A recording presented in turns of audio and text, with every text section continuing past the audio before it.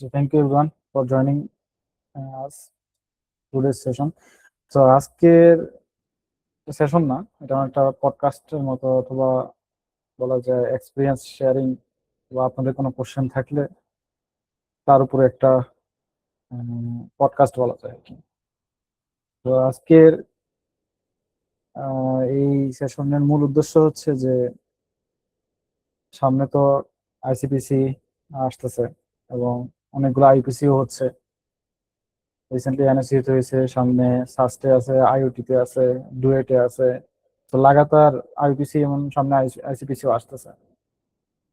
তো সব মিলিয়ে কিভাবে একটা ভালো প্রিপারেশন নেওয়া যায় এবং আইসিপিসি তে ভালো করে কিভাবে আসলে প্রেস্টিজিয়াস এশিয়া ওয়েস্ট কন্টিনেন্ট ফাইনালের লিস্ট হওয়া যাইতে পারে, অথবা তার জন্য আসলে কি পারফর্ম করা উচিত এবং কিভাবে আসলে এই প্রেস্টিজিয়াস জায়গা থেকে আসলে ওয়ার্ল্ড ফাইনালে যায়। তো এরকম খুঁটিনাটি সবকিছুই আসলে আজকে ইনশাল্লাহ আলোচনা করার চেষ্টা করব। তো আমাদের সাথে আজকে আছেন অমর নিলয় ভাই। উনি আইসিবিসি এসোসিয়েট ফাইনালিস্ট ছিলেন এবং বর্তমানে সফটওয়্যার ইঞ্জিনিয়ার হিসেবে এনওসি সলিউশন নামে কোম্পানিতে কর্মরত আছেন। তো চলেন আর দেরি না করে আমরা শুরু করে দেই। অমর নিলয় ভাই, আপনি যদি আপনার পরিচয়টা আরেকটু ডিটেলস ভাবে দিতেন, সবাই জানতে পারলো যে আপনি কি কষ্টটা করছেন সব মিলে। তো ছোট্ট করে একটু ইন্ট্রোডাকশন দিতেন, তাহলে আমরা সামনে আরো কথাবার্তা বলবো ইনশাল্লাহ, সমস্যা নেই। থ্যাংক ইউ রাকিব ভাই। হ্যালো এভরিওয়ান, আমার নাম ওমর ফারুক নিলয়। আমি software engineer at Enosis solution and competitive programming ফিল্ডে আমি ক্যান্ডিডেট মাস্টার কোড ফোর্সেসে অ্যান্ড 6 স্টার কোড শেফ। আর আমি 4টা আইসিবিসি রিজিওনাল করছি, একটা আইসিবিসি এশিয়া ওয়েস্ট করছি, অ্যান্ড আইওপিসির ক্ষেত্রে হচ্ছে আমি চুয়েট আইওপিসি 2024-এ rank 4th, Comilla university IUPC 2023 rank 4th, UU IUPC 2025 rank 9th, and DUET IUPC 2025 rank 10th, and BUET IUPC 2022 rank 14। So মোটামুটি কম্পিটিটিভ প্রোগ্রামিং এ আমার ইউনিভার্সিটি লাইফের পুরোটাই কম্পিটিটিভ প্রোগ্রামিং করছি আমি, ফার্স্ট ইয়ার থেকে একেবারে শেষ পর্যন্ত। ইভেন সময় পেলে মাঝে মাঝে এখনো কন্টেস্ট করার চেষ্টা করি। এটা ভালো লাগার জন্য করি আর কি। It's just a sports, competitive প্রোগ্রামিংটা। সো এটা এনজয় করি, দ্যাটস ওয়াই করি, অ্যান্ড এই আর কি। তো থ্যাংক ইউ ভাই, তো নাইস ইন্ট্রোডাকশন। তো আমি ভাইয়ের অ্যাচিভমেন্ট গুলো মনোযোগ দিয়ে শুনতেছিলাম। তো ভাইয়ের যে যে অ্যাচিভমেন্ট আমারও তেমন না আর কি। তো আমি যদি আমার পয়েন্ট বলি, আমি আইপিসি করছি। করোনার জন্য আসলে 2টা বছর চলে গেছিল আমার লাইফ থেকে। তো ফার্স্ট ইয়ার গেছে 19 সালে, আর 20 আর 21 চলে গেছে করোনাতে। আর ফার্স্ট আইসিবিসি করা ঢাকা রিজনাল। সো মানে ঢাকা ভার্সিটি ওইটাই লাস্ট ছিল, তাও হয়েছিল অনলাইনে। তো অনলাইনে আমরা রিজনাল দিছিলাম। তো বাসায় বসে সামনে পিছনে ক্যামেরা অন করে আর কি। তো এটা মানে ফার্স্ট এন্ড লাস্ট রিজনাল, যদি সামনে এরকম আরো কোনো ন্যাচারাল ক্যালামিটিস না হয়। তো 2বার আইসিবিসি তে যাওয়া হয়েছে। একবার আইসিও ফাইনালিস্ট ছিলাম 2021 সালে আর কি। যদিও 21 সাল, বাট এটা হয়েছে 22শে ডিসেম্বরে দিয়ে। তো এই হচ্ছে অবস্থা। আর আইপিসি গুলো কয়েকটা অ্যাটেন্ড করা হয়েছে, কেননা আমি লাস্ট ইয়ার যে কয়েকটা পাইছি আর কি, করোনার সময় বেশিরভাগ চলে গেছে। এই হচ্ছে মোটামুটি আলোচনা। আর আমি স্যামসাং একটা কোড কন্টেস্ট হয় দেখবেন, তো ওইটা একটা ফাইনালিস্ট ছিলাম। ওটা ওই এশিয়া ওয়েস্টেরই কয়েকদিন আগে ছিল, ডিসেম্বরে, 2022 সালের ডিসেম্বরে আর কি। তো এই তো আমার ছোট জার্নি ইনশাল্লাহ। তো ওমর ভাই, আপনার কাছে ফার্স্ট কিছু কোশ্চেন আছে। কোশ্চেন সবারই আছে এখানে ইনশাল্লাহ। চলুন আমরা শুরুতে আমি কিছু কোশ্চেন করি, ইনশাল্লাহ পরে কারো যদি কোনো কোশ্চেন থাকে চাইলে আপনারা কমেন্টে লিখে থাকতে পারেন, অথবা শেষেও হয়তো বা আপনাদের কিছু সুযোগ দেওয়া হবে।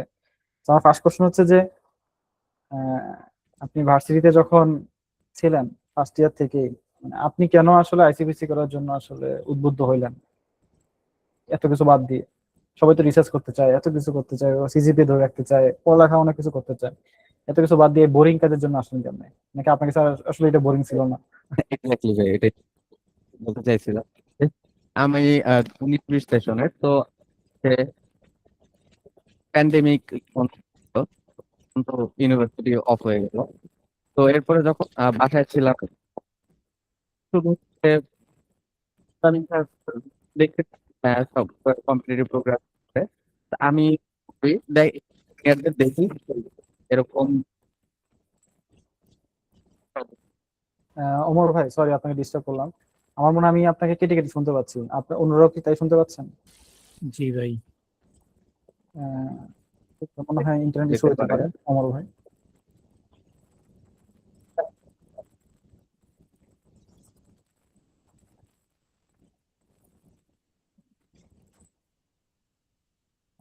নীল ভাই, আপনি কি আমাদের সাথে আছেন?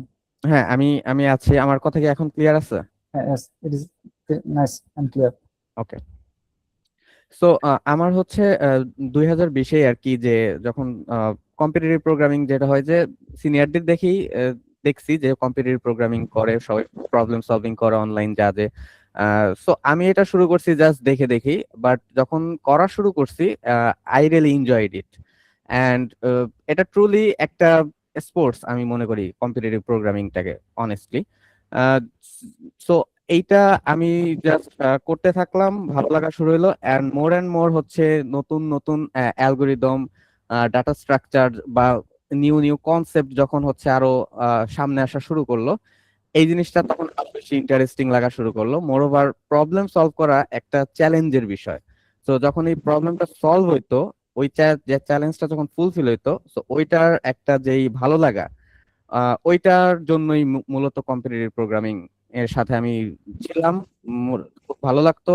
এন্ড মোটামুটি এখনো এই যে সহজ কোডিং এর সাথে আছি, বা এই জার্নিটার সাথে আমি আছি। Thank you. আচ্ছা, অনেকের এরকম কোশ্চেন থাকে যে ভাই, বড় ভাইদের দেখছি কম্পিটিটিভ প্রোগ্রামিং করতে, তারপর দেখছি যে বড় ভাইরা ওইটা করে অনেক ভালো কোম্পানিগুলো থেকে আছে। তো ওইটার মোটিভেশন নিয়ে আমি চাচ্ছি যে আমিও সিপিতে আসি। আহ এই জিনিসটা আসলে কতটুকু হওয়া উচিত, অথবা মানে আসলে সিপিটাকে আসলে কোন চোখে দেখা উচিত, তাহলে আসলে সে আউট অফ দ্য ফিল্ড যে কিছুটা ভালো করতে পারবে? আর তার আচ্ছা। যে অ্যাচিভমেন্ট গুলা দরকার, ধরেন আইসিপিসি তে ভালো করা, আইবিসি তে ভালো করা, তো আপনার কি মনে হতে পারে, অথবা আপনি এই কোশ্চেনের সম্মুখীন হয়েছেন কিনা? দেখেন ভাইয়া, এটা আমাদের কম্পিটিটিভ প্রোগ্রামিং এর সাথে আমরা যারা জড়িত আছি, আমরা এটা সবাই কম বেশি সবাই অ্যান্সারটা জানি, তারপর আমি এটা বলি। তো কম্পিটিটিভ প্রোগ্রামিং এর আমি আসি যে প্রথমত নিজস্ব যে আপনার বেনিফিট গুলা নিজে পাবেন, তারপরে আসি যে আউটসাইড থেকে কি কি বেনিফিট আসবে। তো নিজের বেনিফিটে যেটা হবে, প্রথমত আপনার একটা শার্প অ্যানালিটিক্যাল থিঙ্কিং গ্রো হবে, আপনার আপনার প্রবলেম সলভিং স্কিলটা গ্রো হবে, অ্যাজ ওয়েল অ্যাজ আপনার অ্যানালিটিক্যাল যেহেতু বাড়ছে, আপনার এইটা শুধু যে প্রবলেম সলভিং এর মধ্যে আটকে থাকবে এটা না, আপনার ওভারঅল আপনার একাডেমিক পড়াশোনায় বলেন বা আদার সব জায়গাতেও আপনার যেই ব্রেইন যে অ্যানালিটিক্যাল ভাবে যে থিঙ্কিং করতে পারে, ক্রিটিক্যাল থিঙ্কিং করতে পারে, এই জিনিসটা অ্যাপ্লিকেবল হবে। এবার আসি আউটসাইডার থেকে কি ধরনের যে জব পারপাস যদি বলি। দেখেন, আমি একদম টপ থেকে শুরু করি, যে ধরি টেক জায়ান্ট গুলো যারা আছে। সো যারা অলরেডি এটা নিয়ে মোটামুটি একটু হইলেও রিসার্চ করছে বা এটা একটু দেখছে যে কিভাবে হয়, সব জায়গাতেই সফটওয়্যার ইঞ্জিনিয়ার রোলে যদি আপনি অ্যাপ্লাই করেন, তাহলে একটা আপনার কোডিং রাউন্ড হয় বা টেকনিক্যাল রাউন্ড বলে। তো এটা ডাইরেক্টলি আপনাকে একটা বলবে যে প্রবলেম সলভ করেন, এটা দিয়ে শুরু হয় আপনার। মোরওভার এটা তো টেক জায়ান্ট থেকে শুরু বললাম আমি, টেক জায়ান্টের নিচে আপনি যদি বাংলাদেশের পার্সপেক্টিভে বলেন, টপ সব কোম্পানি দেখবেন যে কন্টেস্টের মাধ্যমে সিলেকশন করে যে কোন পার্সনদের ইন্টারভিউ নেবে। মোরওভার ইন্টারভিউ বা টেকনিক্যাল রাউন্ড, ওই জায়গাতে আপনাকে একটা প্রবলেম দিয়ে বলবে এই প্রবলেমটা সলভ করেন, আপনার থিঙ্কিং স্ট্র্যাটেজি চিন্তা করবে, আপনার প্রবলেম সলভিং ক্যাপাসিটি চেক করবে। তো এই যে যেই বেনিফিট গুলো আছে, এই সবকিছু কম্পিটিটিভ প্রোগ্রামিং করলে ডেভেলপ হয়। তো এই বেনিফিট গুলা আমার খুব হয়েছে, স্পেশালি আমার জব পাওয়ার ক্ষেত্রে। তো আমার জব পাওয়ার ক্ষেত্রে আমার যেই জবগুলোই হয়েছে সবগুলোই অ্যাকচুয়ালি কোডিং রিলেটেড ছিল, এন্ড আমার ওইগুলোতে কম্পিটিটিভ প্রোগ্রামিং করার কারণে অনেক হেল্প হয়েছে। Nice, great answer. তো আমার আমার ক্ষেত্রে যদি বলি, আমি পর্যন্ত আসলে অনেকগুলো কোম্পানি ইন্টারভিউ দিছি। স্যামসাং এ অনেক ফাইনালিস্ট হওয়ার কারণে ডিরেক্ট ইন্টারভিউ দেওয়ার সুযোগ পাইছিলাম। So most of the company বাংলাদেশে যারা টপ, আমরা টপ বলি কি হবে আসলে, অনেকটা হচ্ছে ধরেন ফেসিলিটিস দিক দিয়ে, স্যালারির দিক দিয়ে হোক, ফ্লেক্সিবিলিটির দিক দিয়ে হোক, এবং ইনভায়রনমেন্টের দিক দিয়ে হোক, আমরা আসলে এটাকে আসলে টপ বলতে পারি আর কি। বাট সব কোম্পানি ভালো, বাট কিছু টক্সিক কোম্পানি থাকতেই পারে বাংলাদেশে, এবং আছে, আমরা অনেকেই জানি। বাট অনেক দিন থেকে চলতেছে, এরকম কিছু বলতে পারি। তো এইসব কোম্পানিগুলো মোটামুটি ভাই যেটা বললেন, ফ্রেশার্সদেরকে আসলে এবং আমার ইন্টারভিউ গুলা থেকে যদি আমি এক্সপিরিয়েন্স থেকে বলি, ফ্রেশার্সদের অবশ্যই আসলে তারা শুরুতেই প্রবলেম সলভিং স্কিল জাজ করে। এটা জাজ করে আসলে আপনাকে ফার্দার নেক্সট রাউন্ডে আপনাকে ইন্টারভিউ নিবে না কি করবে, সেটা আসলে কোয়ালিফাই করে এটার মাধ্যমে। ঠিক আছে, একটা ফ্রেশার্সের কাছে আসলে টপ কোম্পানি গুলা এটার বাইরে তেমন কিছুই চায় না। আমি জানি না, আমি এটলিস্ট যখন বেরিয়েছিলাম আহ, শুধুমাত্র সিপি দিয়েই আসলে বিভিন্ন কোম্পানি ঢুকতে পারছিলাম। হ্যাঁ, তো এই হচ্ছে অবস্থা আর কি। তো ভাই আরো সুন্দর মতো এক্সপ্লেন করছে বেনিফিটস গুলা কি হইতে পারে। এবং ভাই আরেকটা পয়েন্ট অনেক ভালো মতো বলছে যে যারা সিপি করে তারা কিন্তু নট অনলি জবের জন্য রেডি হচ্ছে অথবা ভালো লাগার জন্য করতেছে, সে কিন্তু অবশ্যই তার কোর্স গুলাতে খুব ভালো একটা বেনিফিট পায়। অলরেডি আপনি সিপি করার কারণে আপনার ডিএসএলগো যে কোর্স গুলো থাকে এবং ওপি ডাটাবেজে যে কোর্স গুলো থাকে, আপনি অলরেডি অনেক আগে থাকবেন। দেখা যাবে যে পড়াশোনা করা লাগবে না, ক্লাসে যেটা পড়াচ্ছে এটা অলরেডি আপনি অনেক আগে থেকেই জানেন। ঠিক আছে, এবং কোন যে কোনো ধরনের প্রজেক্ট করতে দিলে আপনাকে, কোন ধরনের থিসিস অথবা প্রজেক্ট করতে দিলে দেখবেন যে আপনি অনেকটাই আগে থাকবেন অনেকজনের কাছ থেকে। দেখা যাবে যে আপনার, আমাদের থেকে আসলে সমস্যাটা কোথায়, আমরা প্রোগ্রামিং করতে ভয় পাই অথবা কোড লিখতে ভয় পাই। আসলে কোড আসলে খুবই কঠিন জিনিস না। হ্যাঁ, মানে যারা সিপি করে আমার মনে হয় তারা শুধু থিঙ্কিং এ সবচেয়ে বেশি সময়টা যায়। তারা কোডিং হচ্ছে কি তো মোটামুটি সবাই পারে, এটা ধরেই নেয় আর কি। এই হচ্ছে অবস্থা। তো নীলয় ভাই অনেক নাইসলি জিনিসটা বলছেন। এখন আরেকটা পয়েন্ট অ্যাড করি ভাই, জি ভাই। বেসিক্যালি আমাদের যারা এখানে সিএসসি ফিল্ডে থাকি বা আইটি ফিল্ডে যারা থাকি, নট নেসেসারি এটা সিএসসি হইতে হবে। আমি এমন অনেক পার্সন দেখছি যারা হচ্ছে নন সিএসসি বাট প্রোগ্রামিং করে, কম্পিটিটিভ প্রোগ্রামিং করে, আমি যদি আরো প্রিসাইসলি বলি। সো দেখা গেছে যে যাই হোক, বেসিক্যালি আমরা যেই সব আইটি সেক্টরে যে কোম্পানিগুলো আছে তারা অ্যাকচুয়ালি ভাই করে কি, তারা হচ্ছে কোন একটা প্রবলেম নেয়, কোন একটা সার্ভিস দেয়, ওই সার্ভিসের থ্রুতেও বা কোন একটা প্রোডাক্ট বানায়, এটা দেখবেন যে ভাই কোন একটা প্রবলেম সলভ করে কোনো কিছুর। যেমন ধরেন যে আহ, আপনি একটা এক্সাম্পল নেন, আমাদের বাংলাদেশে যে এই যে উবার পাঠাও, এই যে যে একটা সফটওয়্যার বানাইছে, এটা একটা প্রবলেম ছিল যে আমাদের কার পাওয়া ইমিডিয়েট দরকার। সো এইটা একটা প্রবলেম ছিল, এইরকম ভাবে এই প্রবলেমটা সলিউশনের জন্য একটা তার অ্যাপ্লিকেশন প্রিপেয়ার করলো। সিমিলারলি প্রত্যেকটা কোম্পানি তাদের প্রোডাক্ট গুলো কোনো না কোনো প্রবলেম সলভ করার জন্য প্রিপেয়ার করে। তো দ্যাটস ওয়াই তারা ফ্রেশারদের থেকে কিভাবে জাজ করবে একজন ফ্রেশারকে তারা কেন নিবে, তাদের কোম্পানির বেনিফিটটা দেখার জন্য নিবে, অবশ্যই তাদের বিজনেস দেখার জন্য। তো তারা তো চাইবেই যে যেই পার্সনটা আসবে তাই সে যেন তাদের প্রবলেম সলভ করতে পারে, এক্সপেকটেশনই। দ্যাটস ওয়াই হচ্ছে আমাদের প্রবলেম সলভিং ক্যাপাসিটিটা অনেক ভালো থাকলে কোম্পানিগুলো ফ্রেশার অবস্থায় হায়ার করে। নাইস। ইনশাল্লাহ আমরা সামনে আরো কোম্পানি বেনিফিটস এবং কি হইতে পারে আসলে এগুলো নিয়ে আমরা আরো কথা বলবো। তার আগে নীলবের সাথে আমার একটা কথা, যে মানে একটা কোশ্চেন আর কি, যে ইউনিভার্সিটি লাইফে আবার চলে যাই আমরা।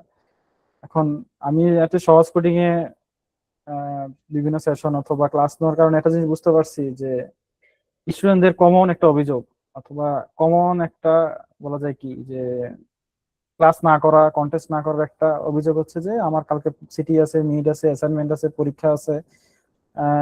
সো আমি আমার স্টুডেন্ট লাইফে দেখে আসছি যে অ্যাটলিস্ট আমি আমি কোনো সেশন জট পাই নাই। তো দ্যাটস ওয়াই কিছু না কিছু ছিল সব সময়।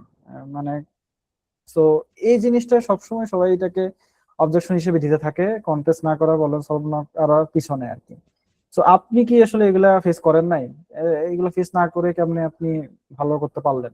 মানে আপনি কি পরীক্ষা দেন নাই? তো কেমনে কি করছেন আর কি, এটা যদি স্টুডেন্টদের এই কোশ্চেনটা একটু বলতেন। ভাই পরীক্ষা, সিটি এগুলা প্রতি সপ্তাহেই থাকে, আর প্রতি 3 মাসের মধ্যে পরীক্ষা আসবে। সো ওইটার কারণে যে আমার কখনো আটকে ছিল এটা হয় নাই। যেটা হয়েছে যে যে মানে আমার প্র্যাকটিস টাইমটা কম বেশি হয়েছে, বাট এটা হয় নাই যে আমি অফ করে দিছি বা আমি করি নাই। আর আরেকটা হচ্ছে টাইম ম্যানেজমেন্ট খুবই ইম্পর্টেন্ট ভাই। এটা লাইফের যে কোনো অবস্থাতেই, আর স্টুডেন্ট লাইফে তো আরো বেশি আমি মনে করি গুরুত্বপূর্ণ, কারণ এটা বিল্ডিং টাইম। এই টাইমে টাইম ম্যানেজমেন্ট করা খুবই দরকার। সো দ্যাটস ওয়াই যেটা করতে হবে যে এই সিচুয়েশন গুলো, আমরা তো পরীক্ষা তো হুট করে হয় না যে এই কালকে সকালে পরীক্ষা, এইভাবে তো আর হয় না। পরীক্ষাটা মোটামুটি সিটি হইলো অ্যাটলিস্ট 2-3 দিন 4 দিন বা এক সপ্তাহ আগেও জানানো হয়। আর পরীক্ষা তো মোটামুটি 20 দিন আগে এমনিতেই জানানো হয়। তো যেটা হয় যে ওইভাবে চিন্তা করে আমি টাইম ম্যানেজ করতাম এমন ভাবে যেন আমার কন্টেস্ট বা প্রবলেম সলভিং এর জন্য একটা স্লট থাকে। আমার পরীক্ষা চলাকালীন 1 মাস, পরীক্ষা শুরু হলো তবে 1 মাসের নিচে তো হয় না কোথাও, মোস্ট 3 মাস হইতে পারে, এটা ডিপেন্ড করে ইউনিভার্সিটি টু ইউনিভার্সিটি। তো এই পরীক্ষা এখন 3 মাসের জন্য যদি আমি আমার কম্পিটিটিভ প্রোগ্রামিং করা আমি অফ করে দিই, তাহলে তো আমি একদম জিরোতে নেমে গেলাম।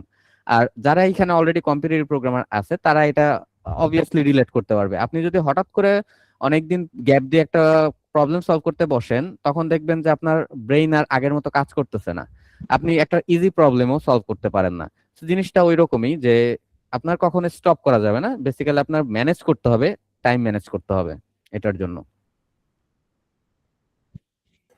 Nice nice answer. তো আমার যদি পয়েন্টটা বলি যে ফার্স্ট অফ অল যারা এই অভিযোগটা করেন, হ্যাঁ, আমি একটু ভাইয়ের মতো ইয়া না, আমি একটু হার্শলি কথা বলি।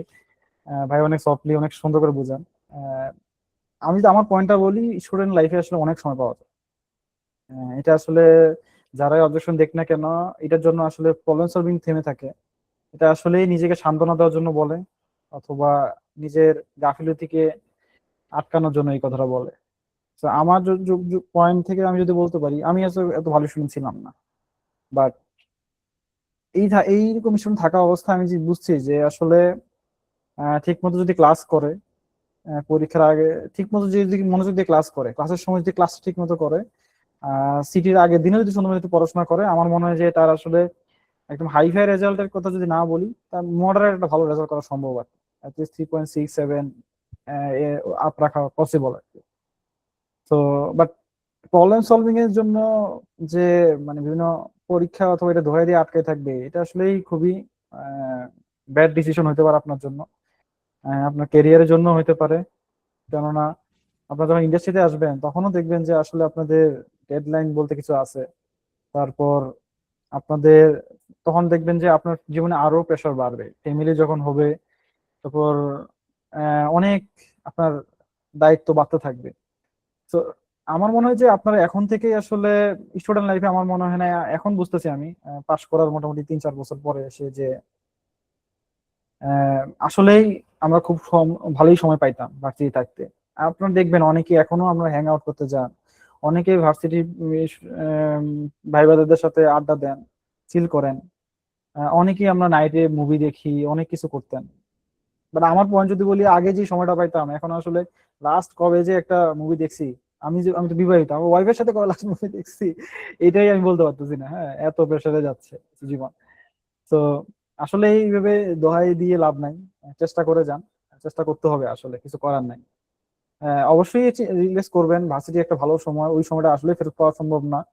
বাট এর বাইরে যতটুকু সময় পাবেন, নিজের জন্য, ফ্যামিলির জন্য আসলে চিন্তা করে হইলো আসলে, ক্যারিয়ারের জন্য চিন্তা করেও আসলে কিছু প্রোডাক্টিভ কাজ করা উচিত। তো সিপি একটা প্রোডাক্টিভ কাজের মধ্যেই পড়ে। ঠিক আছে, এই তো। আচ্ছা, এখন নীল ভাইয়ের কাছে আমার একটা কোশ্চেন যে আইইউপিসি, আপনি প্রবলেম সলভিং যখন আমরা করি, কোড প্রসেসে করি, ঠিক আছে, ভালো কথা। কিন্তু আইইউপিসি তে গিয়ে আসলে কোড প্রসেস আসলে কতটুকু হেল্প করে, অথবা আইপিসি প্যাটার্ন গুলো আসলে কেমন? অথবা বাংলাদেশে তো আপনি অনেকগুলো আইপিসি দিচ্ছেন, আইসিপিসি দিচ্ছেন।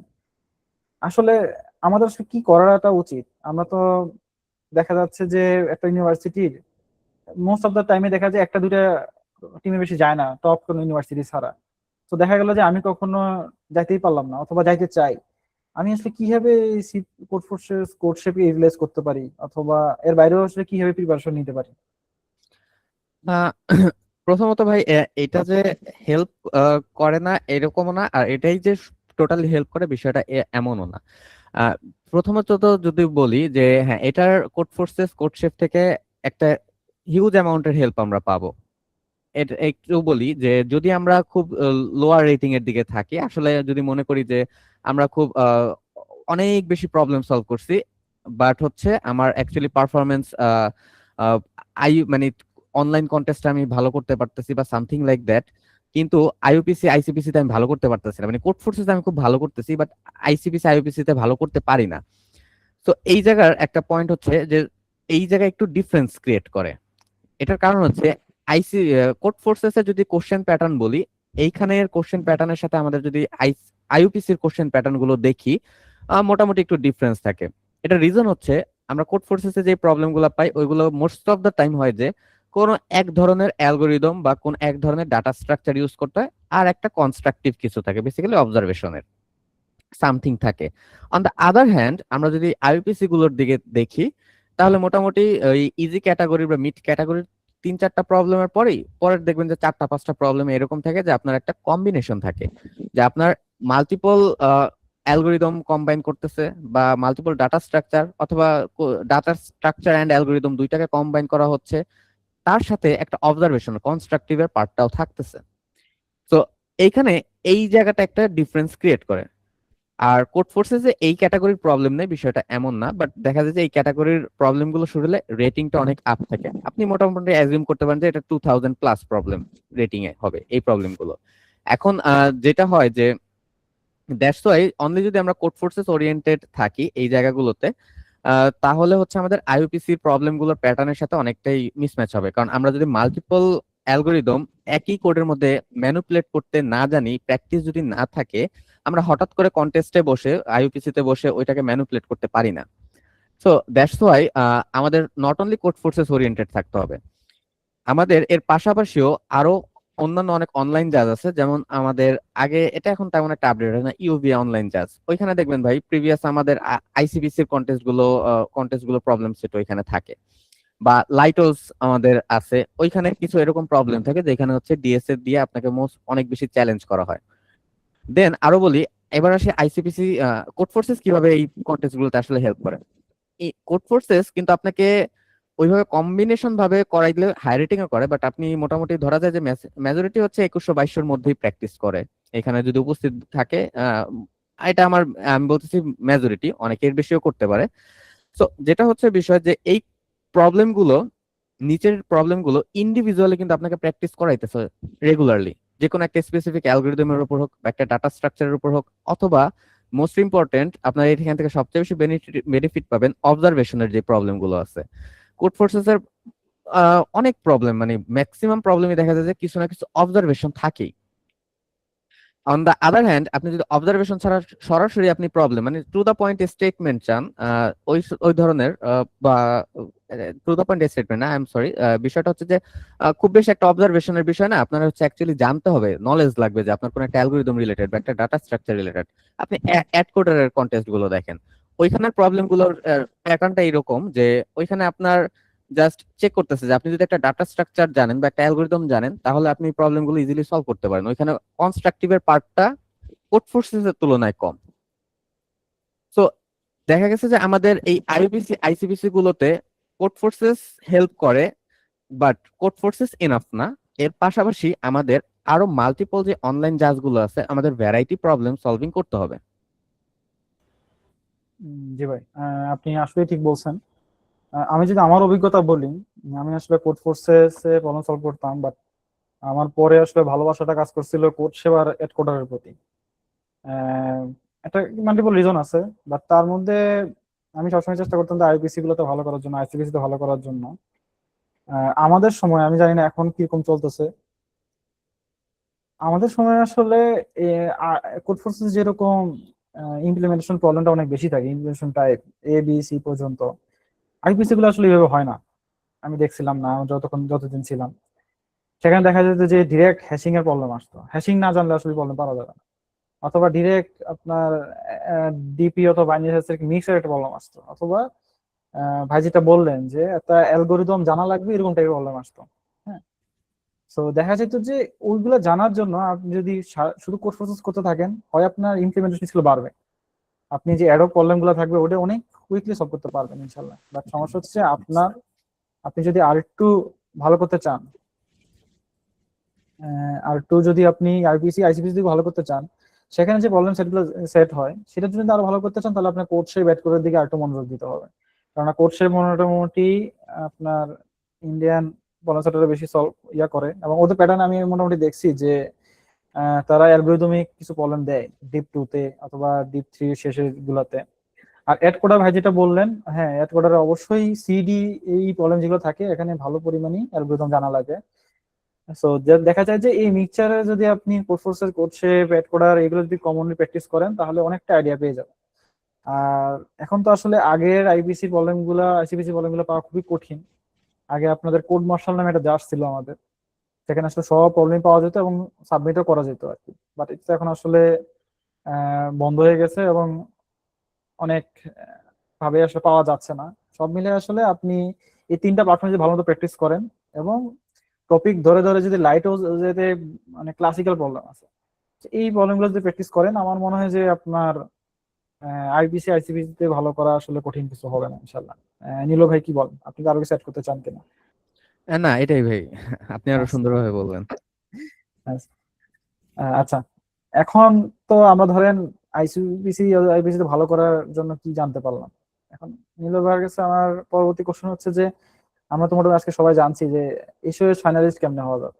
এখন এই বড় কোশ্চেনের ছোট ভাবে অথবা একটা সুন্দর মানে শর্ট করে কিভাবে অ্যান্সার দেওয়া যায় ভাই, যে আমি একটা পোলাপান দেখলো যে আহ, আমি ইন্ডিয়া পাকিস্তান আফগানিস্তান ইরানের মতো কিছু ভালো ভার্সিটির সাথে কম্পিট করতে চাই, আমিও আমার ইউনিভার্সিটির একটা র্যাঙ্ক আমি দেখতে চাই যে আমার ভার্সিটির পিছনে একটা ইন্ডিয়ার টপ আইআইটি একটা ভার্সিটি আছে।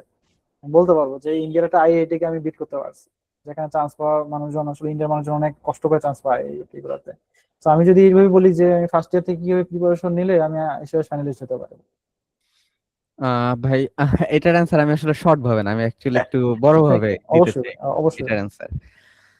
সো বেসিক্যালি আমি যদি বলি যে এটা মোটামুটি আমাদের একটা কি পয়েন্ট আজকের ডিসকাশনের, যে আমরা বলতে পারি যে রোড টু এশিয়া ওয়েস্ট, যেটা হচ্ছে আমাদের আজকে একটা ডিসকাশন। সো আমি একটু একটা স্লাইড শেয়ার দিয়ে এই টপিকটার উপর একটু ডিসকাশন করতে চাই। তো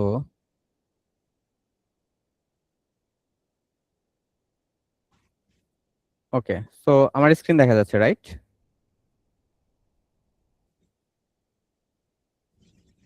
ওকে, সো আপনাদের স্ক্রিন কি দেখা যাচ্ছে? একটু confirmation.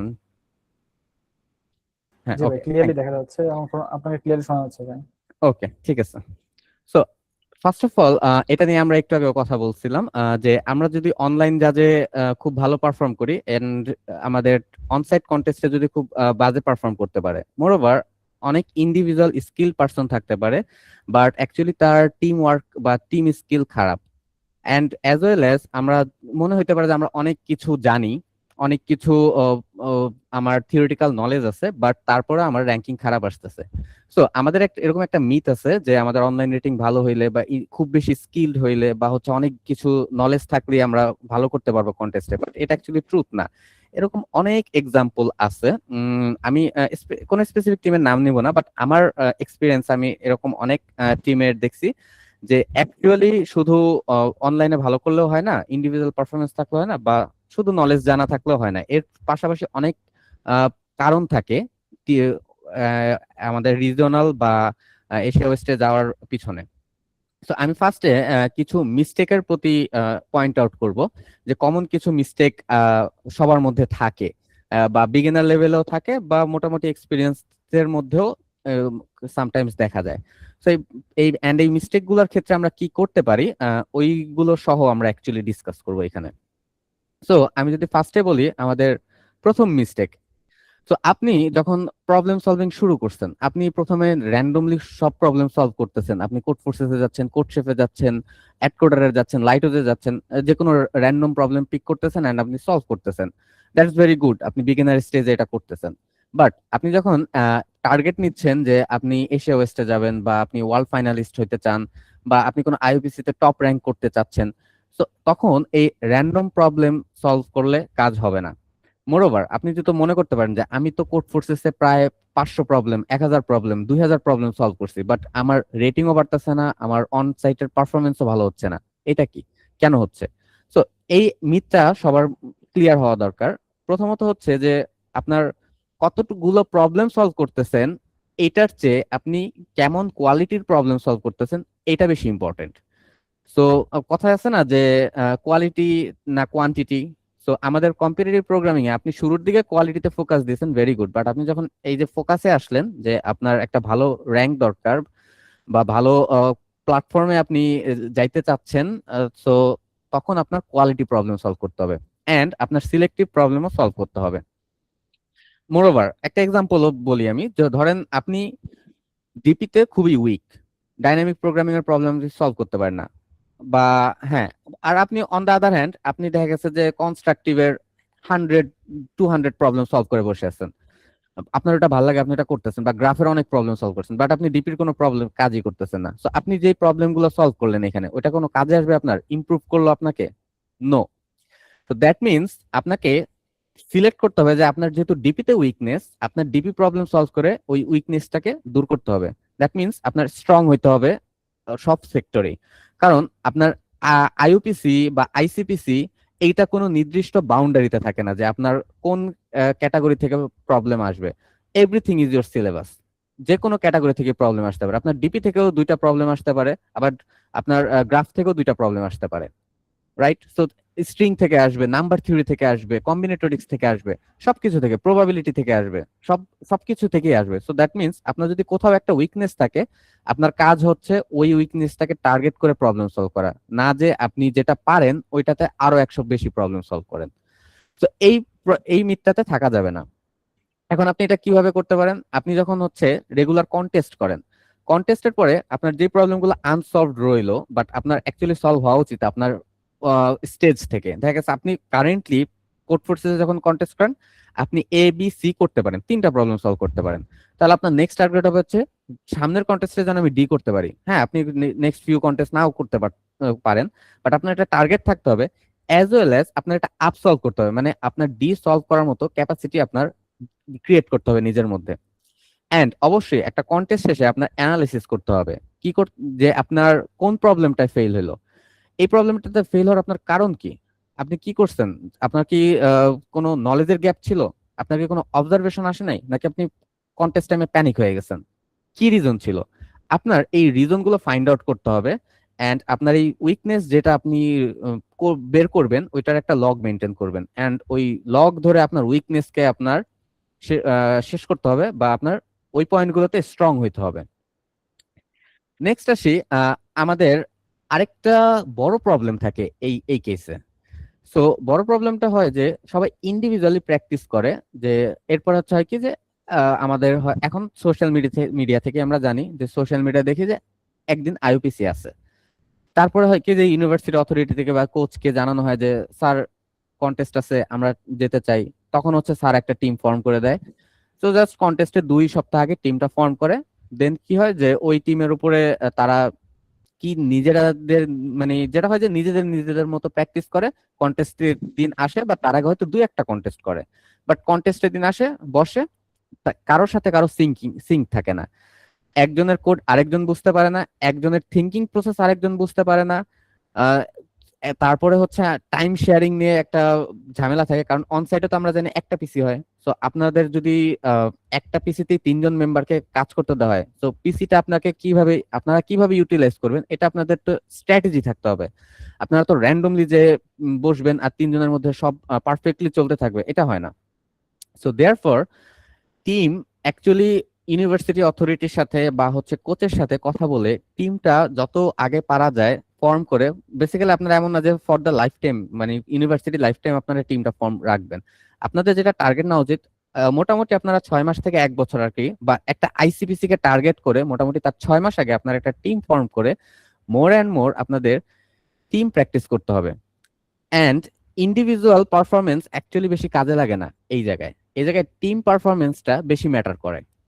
Okay, so that's why আপনাদের এটা মেনটেন করতে হবে, যে এটা ট্রাই করবেন যে আপনারা যেন টিম ফর্ম করতে পারেন।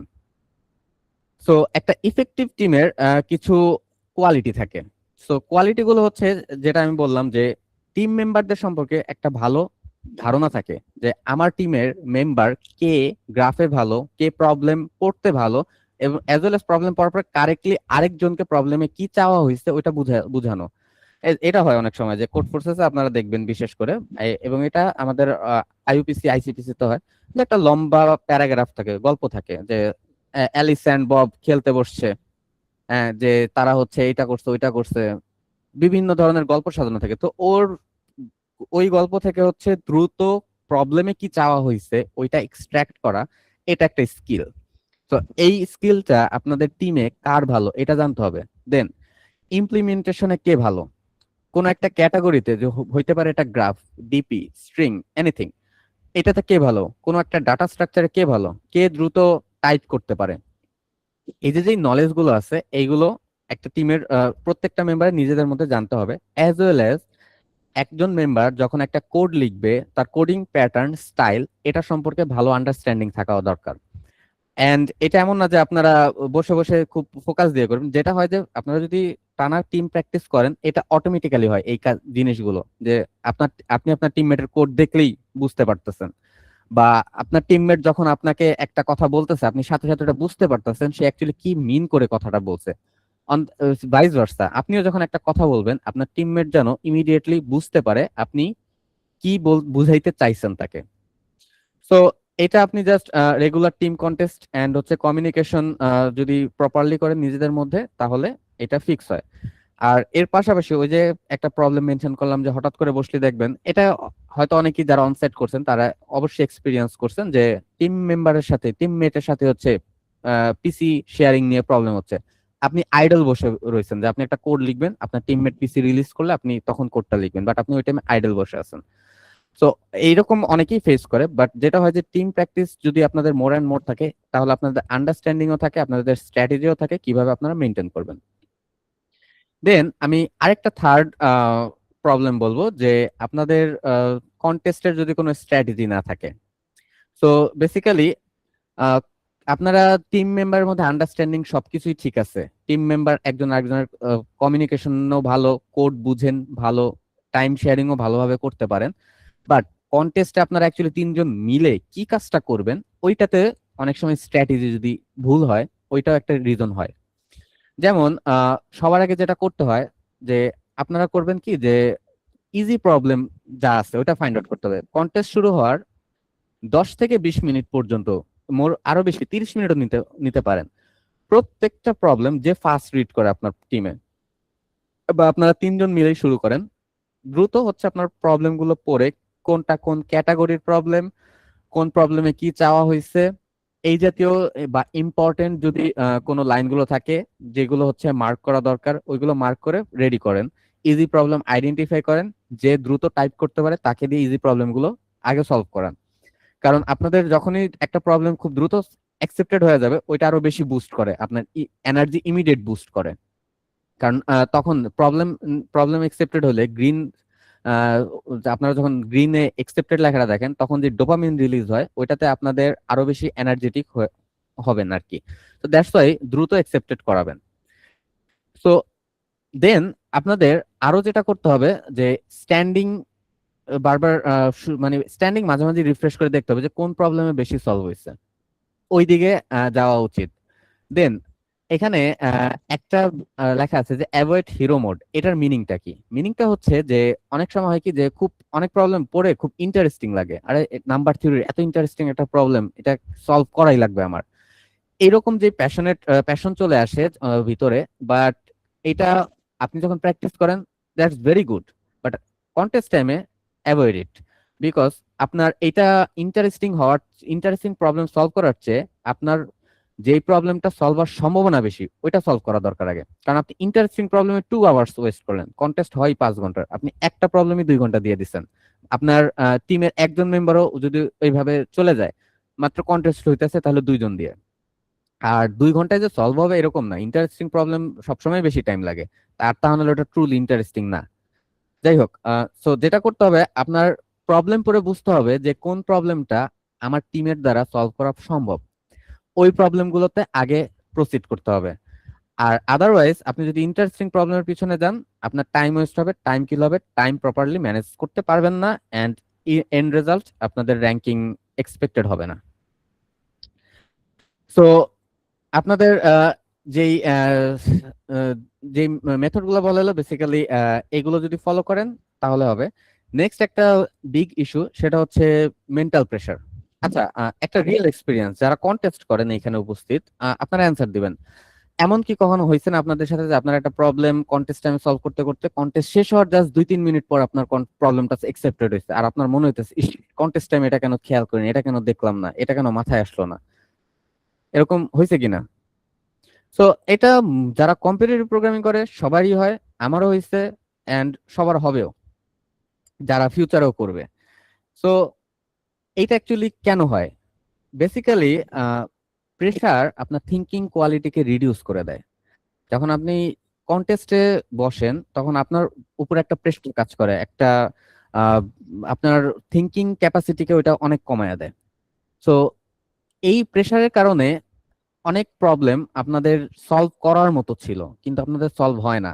আপনারা কোড লিখতে যায় হচ্ছে সিম্পল সিনটেক্স আই এর লিখবেন যে আই, লিখে রাখছেন জে, বা লেখা দরকার ছিল যে আপনি লিখছেন আই। সো এইরকম কিছু মিস্টেক আপনি করে ফেলেন যে এটা কন্টেস্ট টাইমে কেন চোখে পড়লো না, কেন হইলো না। কন্টেস্টের মধ্যে ডিবাগ করতে থাকলো আপনার এটা চোখে পড়তেছে না। যাই হোক, সবকিছুরই সিঙ্গেল পয়েন্ট হচ্ছে প্রেশার। এখন মেন্টাল প্রেশার একটা বিগ থিং আমাদের অনসাইট কন্টেস্ট গুলো বলেন বা ইন্ডিভিজুয়াল কন্টেস্টও আপনি যদি বলেন, সব জায়গাতেই। আর কন্টেস্ট এই প্রেশারের ব্যাপারে আপনাদের যেটা করতে হবে যে মোর and more and more and more and more practice, nothing else. আপনাদের জাস্ট এটাকে রেজিস্ট করতে, এটাকে এটার সাথে অভ্যস্ত হতে হবে আপনাদের, যে আমি প্রেশার হ্যান্ডেল করতে পারি কন্টেস্ট টাইমে, আমি আন্ডার প্রেশারেও কারেক্টলি কোড লিখতে পারি, আমি আন্ডার প্রেশারেও ডিবাগ করতে পারি। এই ক্যাপাসিটিটা আপনাদের গ্রো করতে হবে নিজেদের মধ্যে, আর এটা প্র্যাকটিস ছাড়া আর কোনো ওয়ে নেই। নেক্সট আমি যদি বলি যে একজন এশিয়া ওয়েস্ট রিজিওনালিস্ট আর সরি, একজন হচ্ছে ঢাকা রিজিওনালিস্ট আর এশিয়া ওয়েস্ট কন্টিনেন্টাল ফাইনালিস্ট, এদের ভিতরে আসলে পার্থক্যটা কোথায় হয়? সো মোটামুটি রিজিওনালও যারা যায় তারা মোটামুটি সব ধরনের জিনিসপত্র প্র্যাকটিসে জানা থাকে, বা এজ এ টিম তারা জানে, তারা সব ধরনের গ্রাফ জানে, ডিপি জানে, নাম্বার থিওরি জানে, কম্বিনেটরি জানে, প্রবাবিলিটি জানে, এটসেট্রা এটসেট্রা, আরো যা আছে অ্যাড হক ইমপ্লিমেন্টেশন, এনিথিং সবই জানে সবাই। তো তারপরেও কিছু টিম হচ্ছে এশিয়া ওয়েস্টে যায়। এটার রিজনটা দেখেন, দুইজনেই অ্যালগোরিদম জানে, বাট রিজনালে যারা যায় তাদের ক্ষেত্রে মোস্ট অফ দ্য টাইম দেখা যায় যে তারা শুধু ইন্ডিভিজুয়াল প্রবলেম সলভ করে। দেন আইসা তিনজন একসাথে বসে কন্টেস্ট করে, তিনজন তিনজনের মতো প্রবলেম সলভ করে, তাদের ভিতরে কমিউনিকেশন হয় না, কথা হয় না, কিছুই না, তারা তাদের মতো করে। অন দ্য আদার হ্যান্ড যারা এশিয়া ওয়েস্টে যায় বা ভালো টিম, তারা অ্যাজ এ ইউনিট কাজ করে। তো তাদের মধ্যে এরকম হয় না যে ইন্ডিভিজুয়ালিটি তাদের ভিতরে কমে যায় অনেক। তারপরে এই যে কন্টেস্টের মধ্যে তারা প্রেসার পায়, অনেক বেশি প্যানিক হয়, প্রেসার করে, রিয়াক্ট টু কন্টেস্ট। বাট যারা অ্যাকচুয়ালি প্র্যাকটিস করে, তার যারা অ্যাজ এ টিম কাজ করতে পারে, তারা কন্টেস্টটাকে অ্যাকচুয়ালি কন্ট্রোল করে, তারা সিস্টেম্যাটিক্যালি, তারা স্ট্র্যাটেজিক্যালি তারা কন্টেস্টটাকে কন্ট্রোল করে, এন্ড তারা টপ পজিশন মেনটেন করে সবসময়। দেন ইন্ডিভিজুয়ালি যদি আপনি খুব শক্তিশালী হন, স্ট্রেংথ থাকে ভালো, তাহলে আপনি রিজনালে ইজিলি চলে যাবেন। বাট আপনি যদি এর পরের স্টেপে যেতে চান, আপনার অবশ্যই আপনার উইকনেস জানতে হবে। উইকনেস জানা মিন্স যে উইকনেস আমি জাস্ট জানি, ইটস নট লাইক দ্যাট। আপনি উইকনেস জানেন এন্ড ওইটাকে আপনি রিকভার করতেছেন, এটা হচ্ছে উইকনেস জানা। আর প্র্যাকটিসের বিষয়টা হচ্ছে কি যে যারা ইন্ডিভিজুয়ালি কন্টেস্ট করে তাদের হচ্ছে যে দেখা গেছে যে কিছু একটা করা লাগবে, জব করা লাগবে, এটা করা লাগবে, আমার কম্পিটিটিভ প্রোগ্রামিং করা লাগবে, সিভিতে যদি আমার আইসিপিসি থাকে খুব ভালো হয়, এই জন্য প্র্যাকটিস করে একজন। আর আরেকজন উইলিংলি প্র্যাকটিস করে যে আমার এটা ভালো লাগে, আমার আইসিপিসি তে যাব, হ্যাঁ ওয়ার্ল্ড ফাইনালে যাব। তাদের তাদের হচ্ছে উদ্দেশ্যই থাকে যে আমি এই প্রোগ্রামিং করব। আর আরেকজনের থাকে যে সামথিং এলস পাওয়ার জন্য আমি প্রোগ্রামিং করা লাগবে আমার, নট যে আমি খুব বেশি এনজয় করে আমি নিজে থেকে করতেছি, আমার আরেকটা জিনিস লাগবে জন্য আমি এটা করতেছি, যদিও এটা আমার অন্যভাবে পাওয়া যেতাম তাহলে আমি আর প্রোগ্রামিং করতাম না। এই মেন্টালিটিতে প্র্যাকটিস করা একটা টাইপ, আরেকটা যে আমার এটা ভালো লাগে জন্য আমি করি। তো এই দুই টাইপের একটা ডিফারেন্স থাকে।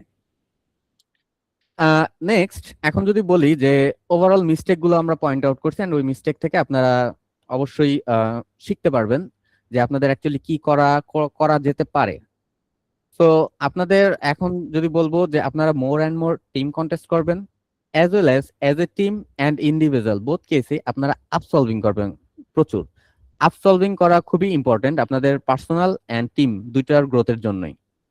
দেন আপনাদের উইকনেসের একটা লগ রাখবেন অ্যান্ড ট্রাই করবেন ওই লগটা যেন দিনে দিনে দিনে দিনে কমতে থাকে, উইকনেসেসটা যেন দিনে দিনে শুধু কমতে থাকে। অ্যান্ড প্রত্যেকটা টপিকেরই থিওরি ডিপলি জানতে হবে, বিকজ আপনি যখন কন্টেস্টের যদি স্টেজগুলো যত বেশি উপরে যাইতে থাকবে, আপনার নলেজকে তত বেশি চ্যালেঞ্জ করতে থাকবে। তো দ্যাটস ওয়াই কোন একটা থিওরি সম্পর্কে আপনি যখন শিখবেন, আপনি ট্রাই করবেন ওইটার যত বেশি ডিপ আপনি যে শিখতে পারেন। অ্যান্ড আপনার কন্টেস্টে আপনি অলওয়েজ রিভিউ করবেন, আপনি কন্টেস্টে কি পারফর্ম করলেন অ্যান্ড ওটা কেন হয়েছে ওই পারফরমেন্স, এটা আপনি অলওয়েজ রিভিউ করবেন। অ্যান্ড ফাইনালি আমি যদি বলি যে একটু মোটিভেশনাল কথা না বললেই নয়, যে অ্যাকচুয়ালি আপনারা, যে আমি শুধু আইসিপিসি রিজিওনালে যাইতে চাই বা আমি শুধু আইসিপিসি ওয়েস্টে যাইতে চাই, এইটা না। আপনারা প্র্যাকটিস করেন। আপনারা আজকে যে অবস্থায় আছেন, আপনি এবং আপনার টিম আজকে যে অবস্থায় আছে, 1 মাস পরে যেন এই সেম পজিশন না হয়, এর চেয়ে যেন বেটার হয়।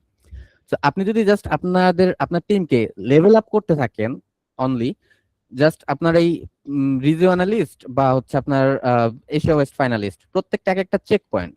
তো এগুলা এমনি আপনি পাবেন, এগুলা বাই প্রোডাক্ট হিসাবে আপনি পাবেন। তো আপনার এইটাকে টার্গেট করে না করে আপনি জাস্ট ইমপ্রুভ করার ট্রাই করেন, নিজেকে কিভাবে বেটার করা যায়, যে আপনি আজকে যা আছেন তার থেকে আগামীকালকে আপনি ভালো, এর চেয়ে বেটার হবেন। সো আই হোপ এই যে ইনস্ট্রাকশন গুলো বা মিস্টেক গুলো বলা হয়েছে, আপনারা এই মিস্টেক গুলো অ্যাভয়েড করার ট্রাই করবেন অ্যান্ড আপনাদের নিজের সেলফকে ইমপ্রুভ করার আরো চেষ্টা করেন। এন্ড আরো একটা পয়েন্ট মেনশন করি, টিমের মধ্যে নিজেদের মধ্যে হিরোইক হওয়ার চেষ্টা টিমকে নষ্ট করে। আমি এরকম টিমও দেখছি জাস্ট যে নিজের সেলফকে হিরোইক বানানোর জন্য একটা টিমের পারফরমেন্স অনেক ফল করে। সো ওটা আপনার টিমের র্যাঙ্ক যেটা হবে, আপনার টিমের আপনিও ওই র্যাঙ্ক হইছেন, আপনার টিম মেম্বার ওই র্যাঙ্ক হয়েছে, তো আপনারা সেম পর্যায়ে আছেন অ্যান্ড একজন আরেকজনকে হেল্প করার জন্য বা সেম ভাবে পারফর্ম করার জন্য এক টিমে হয়েছেন। নট যে আপনাদের টিমের মধ্যে আপনি কন্টেস্ট শুরু করে দিবেন যে কে কোন প্রবলেম সলভ করবে, একটা নিজেদের মধ্যে কন্টেস্ট শুরু হয়ে গেল। নট লাইক দ্যাট, নিজেরা মিলে প্রবলেম সলভ করতে হবে। ওকে, সো আই হোপ আপনাদের এইগুলো কাজে লাগবে। Thank you.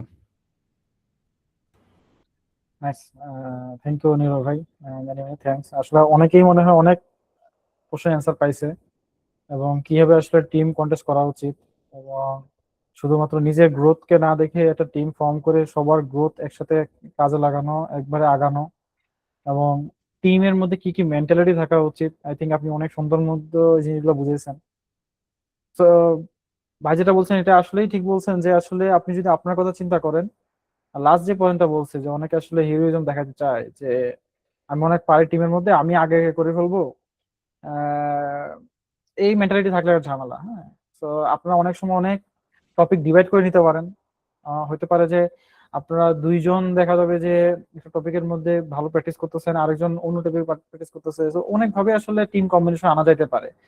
ঠিক আছে, তো আপনি একাই বস হয়ে যাবেন, একাই সব করে ফেলবেন, এই মানসিকতা থাকলে আসলেই টিমের বন্ডিংটা নষ্ট হয়, এবং অনেক সময় ক্ল্যাশ লাগার সম্ভাবনা থাকে। সব মিলে আসলে ফাইনাল গোল অ্যাচিভ করাটা আসলে খুবই টাফ হয়ে যাবে আপনার জন্য। ঠিক আছে, আপনি হয়তো একটা কন্টেস্টে ভালো করতে পারেন, পরের কন্টেস্টে আসলে দেখবেন যে টিমের মোটিভেশন থাকাটা সবচেয়ে বেশি জরুরি হয়ে দাঁড়ায়। ঠিক আছে, সো ভাই যে পয়েন্ট গুলো বলছেন, আই থিঙ্ক সবাই যদি এই ন্যূনতম এই পয়েন্ট গুলো মানতে পারেন, আপনাকে আসলে ভালো একটা পজিশন অথবা র্যাঙ্ক আনতে অবশ্যই হেল্প করবে মোটিভেশন গুলো। থ্যাংকস নীল ভাই again for this nice journey to Asia West. সমস্যা নেই। সো এখন নেক্সট কোশ্চেন হচ্ছে যে ভাই, আপনি যে এত টিম বন্ডিং এর কথা বললেন অথবা টিম পারফর্মের কথা বললেন, আহ, এখন কথা হচ্ছে যে আমি যখন প্রিপারেশন নেওয়া শুরু করব অথবা আমার টিমের মেম্বার যখন প্রিপারেশন নেওয়া শুরু করবে, আসলে টিমের ফর্মিং এ যখন চুজ করবে, তিনজন একটা টিম বানাবে, তাদের আসলে কি দেখে আসলে খেয়াল রাখা উচিত? অথবা আসলে তুই আমার বন্ধু, তোর সাথে ভালো সম্পর্ক, চল আমরা একসাথে টিম করি, এই জিনিসটা এরকম হবে নাকি কি করলে আসলে বেটার হয়? আপনি তো অনেক দিন থেকে কন্টেস্ট করছেন অথবা অনেকে অনেক এক্সপিরিয়েন্স দেখছেন, তো আপনার মতে আসলে টিম ফর্মিংটা আসলে কিভাবে করা উচিত?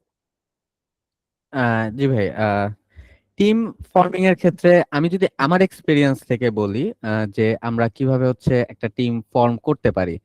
তো যেটা করে অনেক ক্ষেত্রেই যে টিমের মধ্যে যে খুব ভালো পারে তার সাথে টিম করার ট্রাই করে, যে চেষ্টা করে যে হ্যাঁ তার সাথে ওর সাথে টিম করলে হয়তো আমি ভালো র্যাঙ্ক পাবো বা এরকম লাইক দ্যাট। আবার অনেকে মনে করে যে কাছের বন্ধু তাকে সহই টিম করে। তো আমার কাছে টিম ফর্মের এক্সপিরিয়েন্স থেকে বলতেছি আর কি, টিম ফর্মের জন্য যেটা আসলে সবার আগে দেখা দরকার যে বেটার কমিউনিকেশন করে কে, এইটা। সেকেন্ডে হচ্ছে আমি রাখবো স্কিল, কারণ মোটামুটি স্কিলে যে আমাদের যারা আছি, যে আমাদের যে খুব বেশি একটা ডিফারেন্স হয় এমনও হয় না, যে খুব একজন যে মাস্টার লেভেলের আরেকজন হচ্ছে পিউপিল, এরকম আসলে টিম হয়ও না। যেটা হয় যে টিম মেম্বাররা খুব কাছাকাছি হয়, বাট যেটা হয় যে নির্ভরযোগ্য কমিউনিকেশন করা যায় ভালো, এটা একটা ফ্যাক্ট। দেন সেকেন্ডলি আমি রাখবো স্কিল, বাট এদের মধ্যে ডিফারেন্সটা খুব বেশি না। একটাকে যদি আমি যদি এদের ভিতরে বলি, একটাকে বলবো 51%, আর একটা বলবো 49%। বাট এমন না যে খুব বেশি একটা ডিফারেন্স আমি রাখবো এটা। কিন্তু আমি স্কিলের উপরে আমি কমিউনিকেশনটাকে প্রায়োরিটাইজ করবো, কারণ ইন্ডিভিজুয়াল স্কিল দিয়ে কন্টেস্ট হয় না।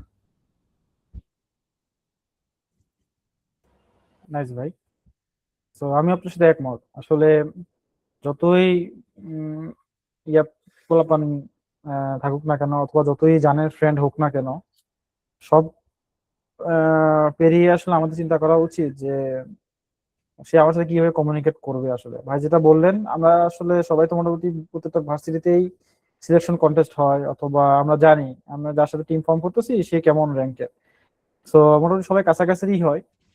তো এখানে আসলে ভাই যেটা বললেন যে আন্ডারস্ট্যান্ডিং, অথবা আপনার সাথে আমার আন্ডারস্ট্যান্ডিং কেমন হবে, আমার ফ্রেন্ডের সাথে কেমন হবে, টিমমেটের সাথে কেমন হবে, কমিউনিকেশন করলে কেমন হবে, অথবা আপনার একটা কমেন্টের রেসপেক্ট সে দিতে পারে কিনা, অথবা আপনি যদি একটা পয়েন্ট বলেন সেটাকে সে নিজে নিয়ে ওটাকে সুন্দর মতো চিন্তা করতে পারে কিনা, অথবা যেটা বললাম আপনি যদি কোনো সাজেশন দেন সেটা কি সে রেসপেক্ট করে কিনা, নাকি সে সব নিজে নিজে করে ফেলবে এবং নিজে হিরো হয়ে যাবে, এরকম মানসিকতা।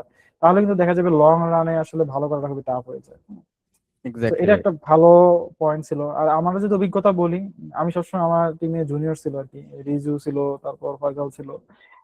তো তাদের ক্ষেত্রে আমি দেখছি যে দে আর খুবই মোটিভেটেড থাকতো সবসময়। হ্যাঁ, তারা আহ ভালোই মোটিভেশন থাকতো। তো মোটিভেশন থাকাটা আসলে টিমের মধ্যে অনেক বেশি জরুরি। আপনি টিম ফর্ম করছেন কিন্তু প্র্যাকটিস নাই। আইবিসি আসতেছে, ঠিক আছে, 1 মাস আগে থেকে প্র্যাকটিস করা শুরু করি, অথবা 15 দিন আগে থেকে শুরু করি। আসলে এইভাবে করলে হয় না। আপনি ভাই যেটা বললেন যে 6 মাস 1 বছর আগে থেকে একটা টিম ফর্ম করে ভালো মতো প্র্যাকটিস করা শুরু করা উচিত। এটা যদি আপনি না করতে পারেন, আপনি যতই আম, ভালো টিম ফর্ম করেন না কেন, যতই আন্ডারস্ট্যান্ডিং থাকুক না কেন, ওই যে ভাই যেটা বললেন যে প্র্যাকটিস না করে যদি আপনি সিঙ্গেল ভাবে ভালো করেন, আপনি কইরা রিজনালে গেছেন, সেখান থেকে এসে যাওয়াটা খুবই টাফ হয়ে যেতে পারে। কিন্তু আপনি যদি কনসিস্টেন্টলি টিম ওয়াইজ প্র্যাকটিস করেন এবং টিমের মধ্যে সেই মোটিভেশন ধরে রেখে আগাতে পারেন, অবশ্যই এসব ওয়েস্টে যাওয়া তো পসিবল হবে এবং আরো ভালো পারফর্ম করা অবশ্যই পসিবল হবে। থ্যাংকস নিলয় ভাই, অ্যাগেইন ফর নাইস অ্যান্সার। আচ্ছা, আচ্ছা, এখন পয়েন্টটা হচ্ছে যে আমরা তো এতক্ষণ অনেক কিছু শুনলাম। তার মধ্যে সবচেয়ে বেশি জরুরি দাঁড়াইছে যে টিমের প্রতি বন্ডিং, অথবা তিনজনের মানসিকতা যেন মোটামুটি সেম হয়, অথবা সেম যদি নাও হয় যাতে একজন একজনকে রেসপেক্ট করতে পারে, এরকম একটা মানসিকতার একটা টিম। আর আপনার কি মনে হয় আসলে এই টিমের বন্ডিংটা তার ফিউচারে কেমন কাজে দিবে? অথবা এই আইসিবিসি তে আসলে তিনজনের টিম করেই বা কেন, করা কি দরকার? আমি একাই হিরো হয়ে যাব। বাট আপনি বললেন যে অনেক টিম আছে, আমিও দেখছি যে টিমের মধ্যে অনেক এক্সপার্ট, অথবা তিনজনে ক্যারিয়ার মাস্টার, বাট এমন হয়েছে যে সে স্পেশালিস্ট সহ একটা টিম, সেও টপ রিজনালের টপ 6, টপ 10 এর মধ্যে চলে আসছে, এরকমও টিম আছে আমি দেখছি। তাহলে আসলে এক্স্যাক্টলি। টিমের ফর্মটা আসলে এরকম করার কারণটা কি, অর্থাৎ টিম কন্টেস্ট করলে আসলে আমাদের কি প্রোজ প্রোজ গুলা কি হইতে পারে? ভাই এইটা খুবই ইন্টারেস্টিং বিষয়টা, যে দেখেন টিম যে আমরা শুধু এই কম্পিটিটিভ প্রোগ্রামিং প্রবলেম সলভিং এগুলোতে না থেকে আমরা প্রথমত আসি যে আমরা social being first of all. তো আমরা কোনো কাজই আসলে যে একা একাই করি এরকম না। আপনি যদি একটা বিল্ডিং বানাইতে যান আপনি একাই বানায় ফেলেন না, আপনি অবশ্যই মানুষজনের হেল্প নেন, কাজ করেন।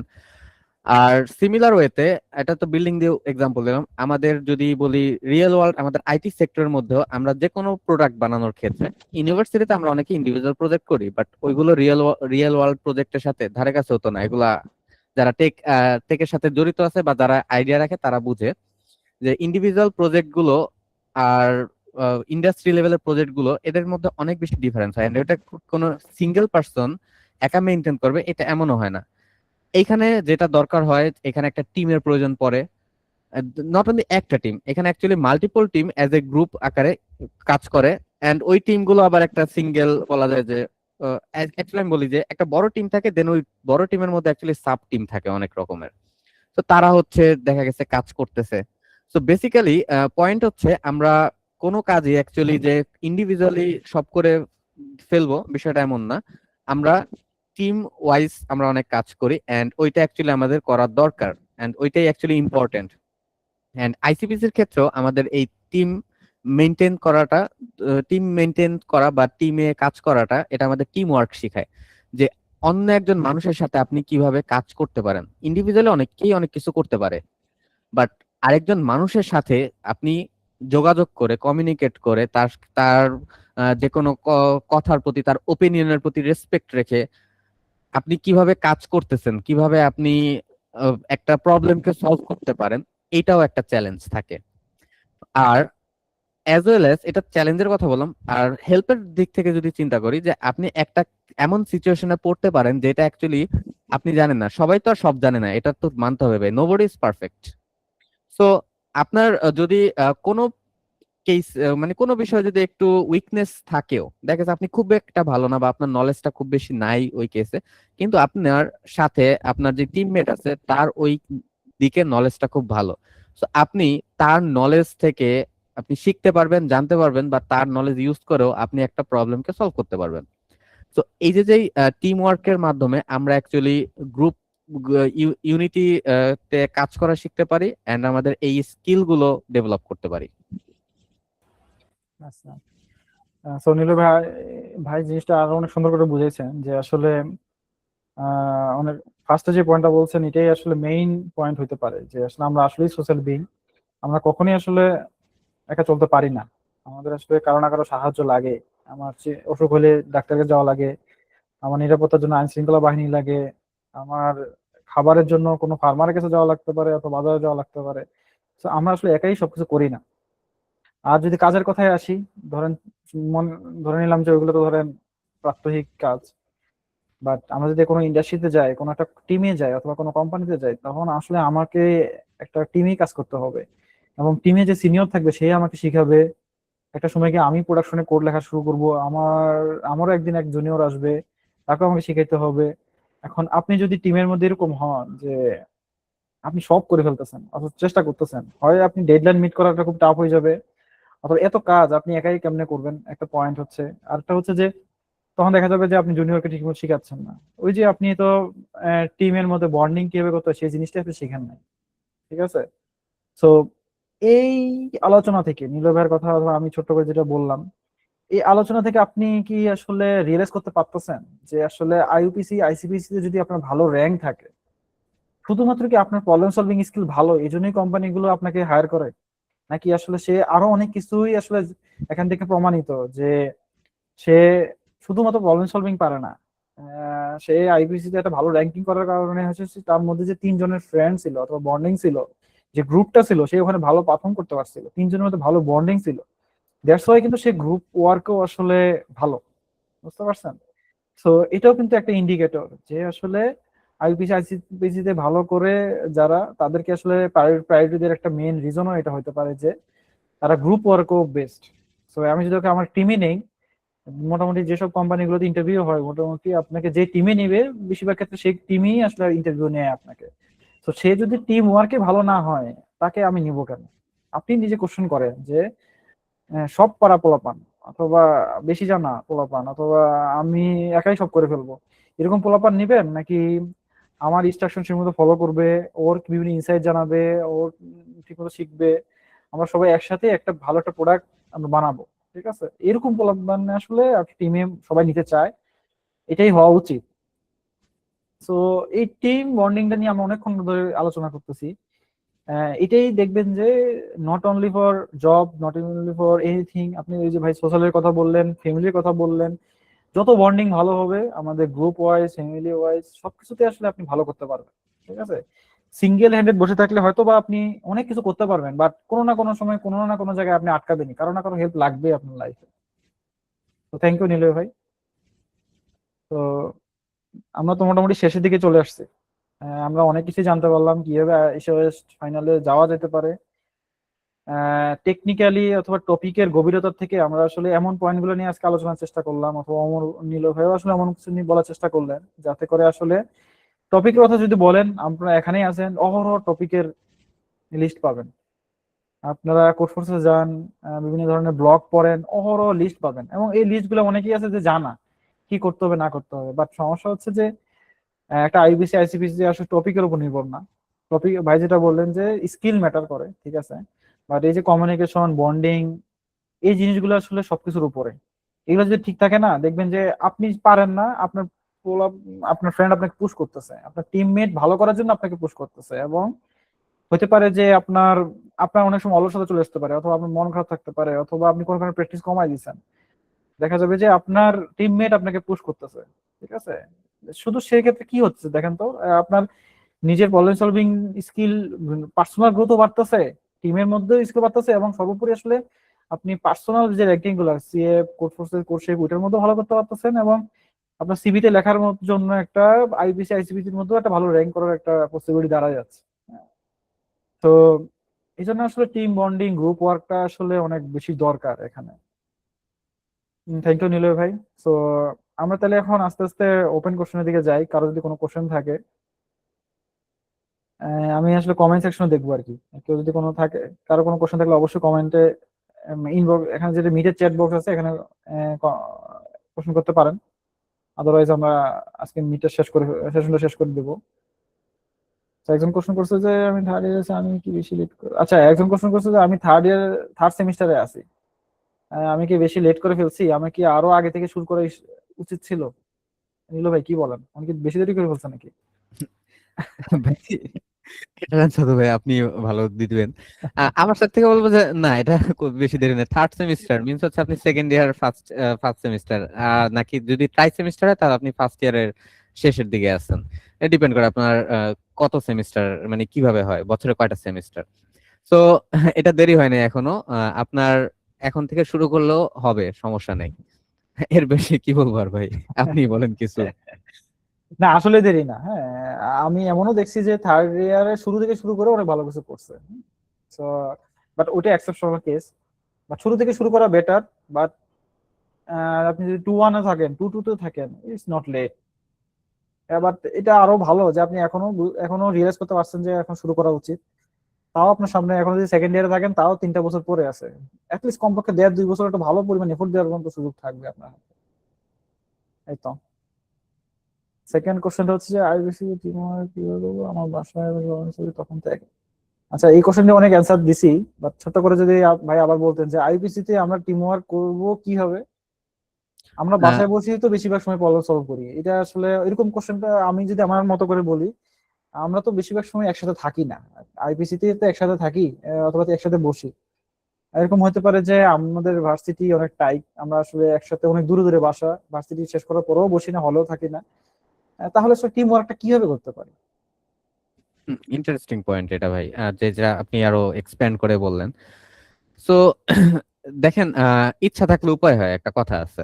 সো যেটা হচ্ছে বিষয় যে যদি আপনার টিমমেটরা আসলে, আপনি সহ আপনার টিমমেটরা যদি আসলে ডেডিকেটেড থাকেন, আপনারা এটা ম্যানেজ করতেই পারবেন। প্রথমত, বাসা দূরে হলো, আপনার আমরা যদি উইকলি কন্টেস্ট চিন্তা করি, আই হোপ যে কারো না কারো বাসায় বা এটা হবে, অথবা উইকে কোনো একদিন তো এটা হওয়াই উচিত যে আপনাদের ল্যাবের, ইউনিভার্সিটি ল্যাবে বা ইউনিভার্সিটিতে সামহার কোনো তো ল্যাব হোক, আপনাদের ইনকিউবেটর হোক বা এনিথিং, সিএসসি যেহেতু পড়েন, তো আপনাদের কোনো একটা স্পেস থাকবে। তো ওই স্পেসে আপনি অবশ্যই এক সপ্তাহে একবার হইলেও করেন। যদি খুব বেশি ফ্যাসিলিটিস না থাকে, অন দ্যাট কেস আপনি একবার হইলেও বসেন, টিমের সাথে ডিসকাস করেন, একটা কন্টেস্ট করেন, অ্যানালাইসিস করেন নিজেদের। এন্ড আরেকটা পয়েন্ট যে আসলে আমরা এই মিটিংটাও ভার্চুয়ালিও করতেছি। সো আপনারা ভার্চুয়ালিও অ্যাকচুয়ালি কন্টেস্ট করতে পারেন, বাট যদি ওটা ইফেক্টিভ অ্যাকচুয়ালি যদি সামনে একসাথে বসে করতেন ওইটার মতো হবে না। বাট কিছু না থাকার চেয়ে তো অ্যাটলিস্ট ভার্চুয়ালি প্র্যাকটিস করাও তো বেটার। সো আমি বলবো যে যদি একেবারেই যদি সম্ভব না হয় যে কোনোভাবে যে উইকলিতে কোনো এক ফ্রেন্ডের বাসায় যে বা ইউনিভার্সিটিতে কোনো একটা দিন ল্যাবে বসে, এটা যদি কোনোভাবে পসিবল না হয় তাহলে আপনারা অনলাইনে করেন বাসায় বসে থাকলেও। বাট টিমের মধ্যে কমিউনিকেশন করে টিম ওয়ার্কটাকে স্ট্রং করা দরকার, otherwise individual performance always fail করে। নাইস, এটা একটা ভালো পয়েন্ট বলছেন। আর আমি যদি আমার পয়েন্টটা বলি, আমি তো করোনার সময় আমার ফার্স্ট রিজিওনাল দেওয়া ঢাকা ইউনিভার্সিটিতে। তো ওই যে বললাম যে অনলাইনে দিছিলাম, তো আমাদের তো তখন আসলে টিম প্র্যাকটিস করা লাগতো। তাহলে আমরা কেমনে করছিলাম? তো দেখা যেত যে আমরা গুগল মিটে বসে থাকতাম। আমাদের কিছুদিন আগেও আসলে বিসিএস অথবা অন্য জায়গা থেকে আসলে কোলাবোরেটিভ কন্ট্যাক্ট হতো। নীল ভাই পাইছিলেন কিনা যে আবার শুরু হবে আইসিবিসি, আসলে আসলে ওইটা হয়। ভিজাজে অনেক ইউনিভার্সিটি হ্যাঁ, একসাথে কোলাবোরেটিভ কন্টেস্টটা করতো, ভিজাজে প্রবলেম সেট করতো। বাংলাদেশে কিছু প্রবলেম সেটাররা সেট করে রাখতো, অনেকগুলো কন্টেস্ট হইতো। তো ওই ট্রেন্ডটা তখন শুরু হয়েছিল আর কি।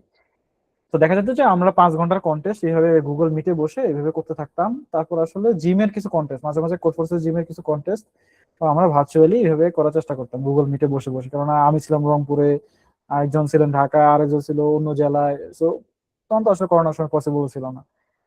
তো আপনার চাইলে এইটাও পসিবল করতে পারেন, দেখা যাবে সময়ও বাঁচবে। বাট সমস্যা হচ্ছে যে একসাথে বসে একটা জায়গায় একটা পিসিতে করলে এটা হচ্ছে রিয়েল এক্সপিরিয়েন্সটা পাবেন। হয়তোবা সেটা আপনারা যদি নাও পারেন, ওই যে ভাই যেটা বললেন উইকলি একদিন অথবা 2 উইকসে একদিন করার চেষ্টা করেন। ইনশাল্লাহ এতে এতে তো পসিবল। ওই যে আর এটা হচ্ছে যে মাঝে মাঝে ফ্রেন্ডদের বাসায় চলে যাবেন, একদিন রাতে অথবা বিকালে চলে গিয়ে একটা 5 ঘন্টার সময় দিলেন, অথবা শুক্রবার শনিবারে চলে গেলেন, হ্যাং আউট হইলো, কন্টেস্ট শেষে একটু ঘোরাঘুরিও করলেন। কন্টেস্ট শেষে যদি ভালো কন্টেস্ট না দেন, মন খারাপ থাকলো, দুজনে তিনজনে মিলে একটু বাইরে ঘোরাঘুরি করে আসলেন, নাইস।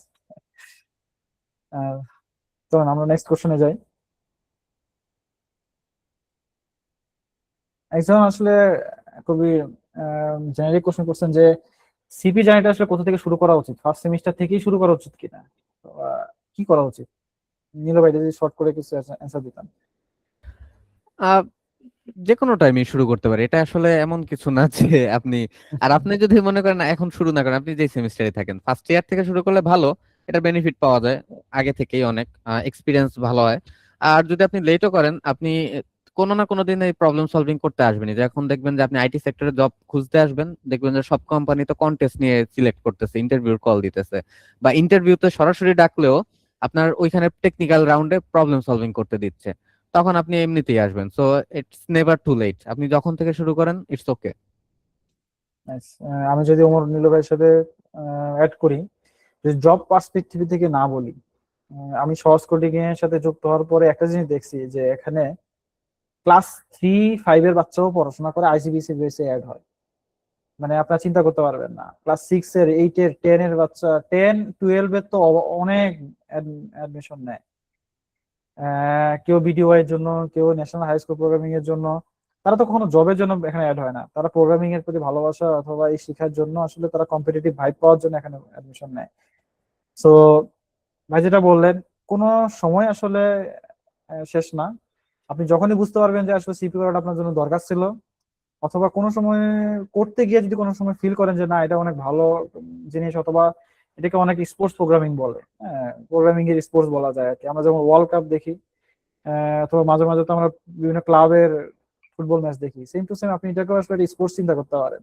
প্রতি উইকে কয়েকটা কন্টেস্ট করতে পারেন। আমি এমনও মাঝে মাঝে লিঙ্কডইনে এখন মাঝে মাঝে দেখি যে তারা লেখে, অনেকে কন্টেস্ট প্রোগ্রামাররা যে 7-8 বছর হয়ে গেছে তারা এখনো কন্টেস্টকে মিস করে, মাঝে মাঝে লিড করে ঢুকে বিভিন্ন কন্টেস্ট করে অথবা প্রফেসর ঢুকে কন্টেস্ট করে।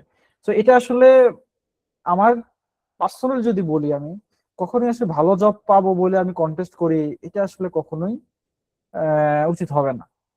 হ্যাঁ, এটা হইলে দেখা যাবে যে আপনার পিয়ার প্রেশার থাকবে যে ভালো করতে পারতেছি না, আই থিঙ্ক আমি তো ভালো জব পাবো না। বাট এটা খুবই একটা নাইস, খুবই বাজে একটা ডিমোটিভেশনের কারণ হয়ে যেতে পারে আপনার, যে আমি পারতাছি না, মানে আপনার ব্রেন নেই, তখন দেখবেন যে অন্য প্রেশার দেওয়া শুরু করে দেবে। কিন্তু যদি এরকম থাকে যে আমার প্যাশনের জায়গা, ঠিক আছে, যে ভালো লাগে, ধরেন আমার বিকালে খেলতে ভালো লাগে, যেমন রাতে আমার কন্টেস্ট করতে ভালো লাগে। তো এই ভালোবাসার জায়গা থাকলে দেখবেন যে অনেকদিন আপনি বিকালে খেলতে গিয়ে একটা ম্যাচ হারলেন, পরের দিন যদি আবার যাবেন, কারণ আপনি এটা ভালো লাগার জায়গা, মানে খারাপ অথবা কোনোদিন হারা অথবা কোনোদিন ভালো মতো জেতা এটা ম্যাটার করে না আপনার লাইফে। আপনার লাইফে ম্যাটার করে যে খেলতে পারতেছি, এটাই ম্যাটার করে।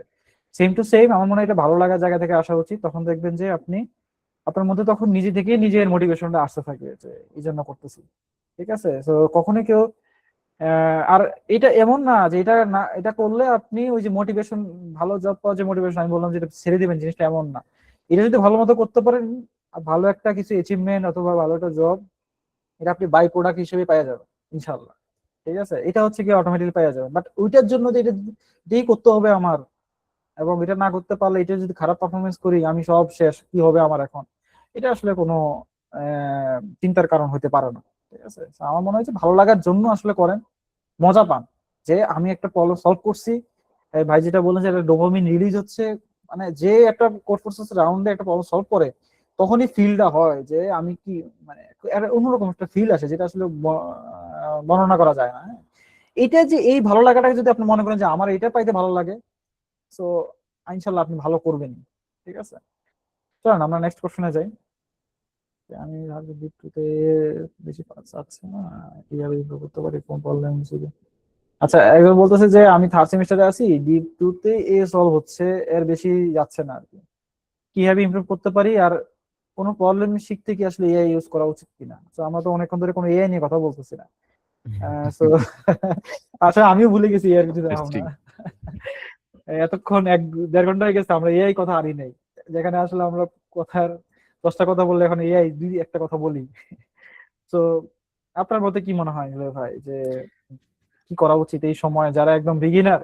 আমি যদি কোশ্চেন আরেকটু ইলাবোরেট করি, যারা একদম বিগিনার, তার সামনে এখন জলযন্ত্রটা এআই পড়ে আছে, তার এক বললে তো আমার কোশ্চেন অ্যান্সার দিয়ে দিচ্ছে অথবা করে দিচ্ছে, অথবা আমি এই অ্যাড্রেনালিন রাশটা থেকে কিভাবে কমাইতে পারি, অথবা আমার আমি পারতাছি না, এখন এআই কে দিয়ে দিয়ে আসলে কতটুকু ইমপ্রুভ করাবো, অথবা এটার দ্বারা ইমপ্রুভ করা কি উচিত কিনা, অথবা আমি কি কোনো ম্যানুয়াল পদ্ধতিতে যাব কিনা। হুম। ভাই, এআই এর বিষয়টাতে যদি আমি বলি, যে হ্যাঁ, এটা ট্রু যে এআই আমাদের এখন একটা, মানে বিষয়টা এমন না যে আমাদের কনফ্লিক্টিং, বিষয়টা হচ্ছে আমরা অ্যাকচুয়ালি এটাকে ইউজ করি। বাট আমরা আসলে কিভাবে, কোথায়, কেন ইউজ করব, এটা আসলে আমাদের ভালোভাবে একটা গাইডলাইন থাকা উচিত, বা আমাদের অ্যাকচুয়ালি অ্যাওয়্যার থাকা উচিত এই ব্যাপারে। তো আমি যদি এআই সম্পর্কে আসলে ফুল ডিটেইলে যাব না, আমি তার কোশ্চেন স্পেসিফিক্যালি আমি ডিসকাসটা, আমার যেই ওপিনিয়ন আমি ওটা রাখবো। তো দেখেন, এআই দিয়ে তো আপনি যে কোনো কোডই করাইতে পারবেন। অনলাইনে অ্যাটলিস্ট যে প্রবলেম গুলো আছে ভাই, ওগুলো সবই এআই এর মোটামুটি সলিউশন জানে। বিশেষ করে কোপাইলটও জানবে। এরপরে চ্যাট জিপিটি থেকে শুরু করে অন্যান্য যে যা ক্লড মডেল থেকে শুরু করে যে যে মডেল ইউজ করে, মোটামুটি সবাই অনলাইন যাদের সব প্রবলেমই জানে, বিকজ ওই ওইসব নোন জিনিস। বাট আমার কোশ্চেন হচ্ছে যে যদি কেউ এআই দিয়ে আসলে এই কাজগুলো করায় নেয়, সে অ্যাকচুয়ালি কতটুকু জানে? সে প্রম্পট ইঞ্জিনিয়ারিং পর্যন্তই জানবে, আই থিঙ্ক। আর তারপরেও এআই, যদি এখন ওইভাবে বলি, এআই এখনো আমাদের সফটওয়্যার ইঞ্জিনিয়ার কেন লাগতেছে ভাই? এআই এত সবই যেহেতু পারে, কেন লাগতেছে? বিকজ এআই অ্যাকচুয়ালিও তো সব পারে না। সে হ্যাঁ, কোড লিখে দিতে পারতেছে। আপনি একটা আইডিয়া দিতেছেন, আপনি বলতেছেন এইভাবে এইভাবে, বাট ওই ইনস্ট্রাকশনটা দেওয়ার মতো আপনার নলেজ থাকতে হবে। ওই একটা প্রবলেম সলভ করার ক্যাপাবিলিটি, কিভাবে সলভ করতে হবে, কিভাবে ইফিশিয়েন্ট করতে হবে, মেমোরি ম্যানেজমেন্ট কিভাবে করতে হবে, সিস্টেম, স্পেশালি বলতে গেলে সিস্টেম ডিজাইন। এনিওয়ে, সো এগুলো হচ্ছে এআই রিলেটেড কথাবার্তা। আমি এখন আসি হচ্ছে তার স্পেসিফিক কথাবার্তা, যে সে ডিপ 2 তে শুধু হচ্ছে এ সলভ করতে পারে। তো এ সলভ করতে পারলে আমরা অ্যাকচুয়ালি আপ সলভিং নিয়ে অনেক কথা বলছি, এন্ড উইকনেস নিয়ে কথা বলছি, যে আপনি অ্যাকচুয়ালি কোন ক্যাটাগরির প্রবলেম পারতেছেন না, এন্ড এটা কেন পারতেছেন না, এটা আইডেন্টিফাই করেন আগে। দেন আপনার এই উইকনেসকে আপনি রিজলভ করার জন্য আপনি সময় কতটুকু স্পেন্ড করতেছেন এটাও ম্যাটার করে। আপনি কোন কোয়ালিটির প্রবলেম সলভ করতেছেন এটা ম্যাটার করে। আপনি 800 রেটিং এর 1000 প্রবলেম সলভ করছেন, বাট আপনি বি পারেন না, বি হয়তো 1000 রেটিং এর আসতেছে, বাট আপনি নলেজে 800 পর্যন্ত আটকানো।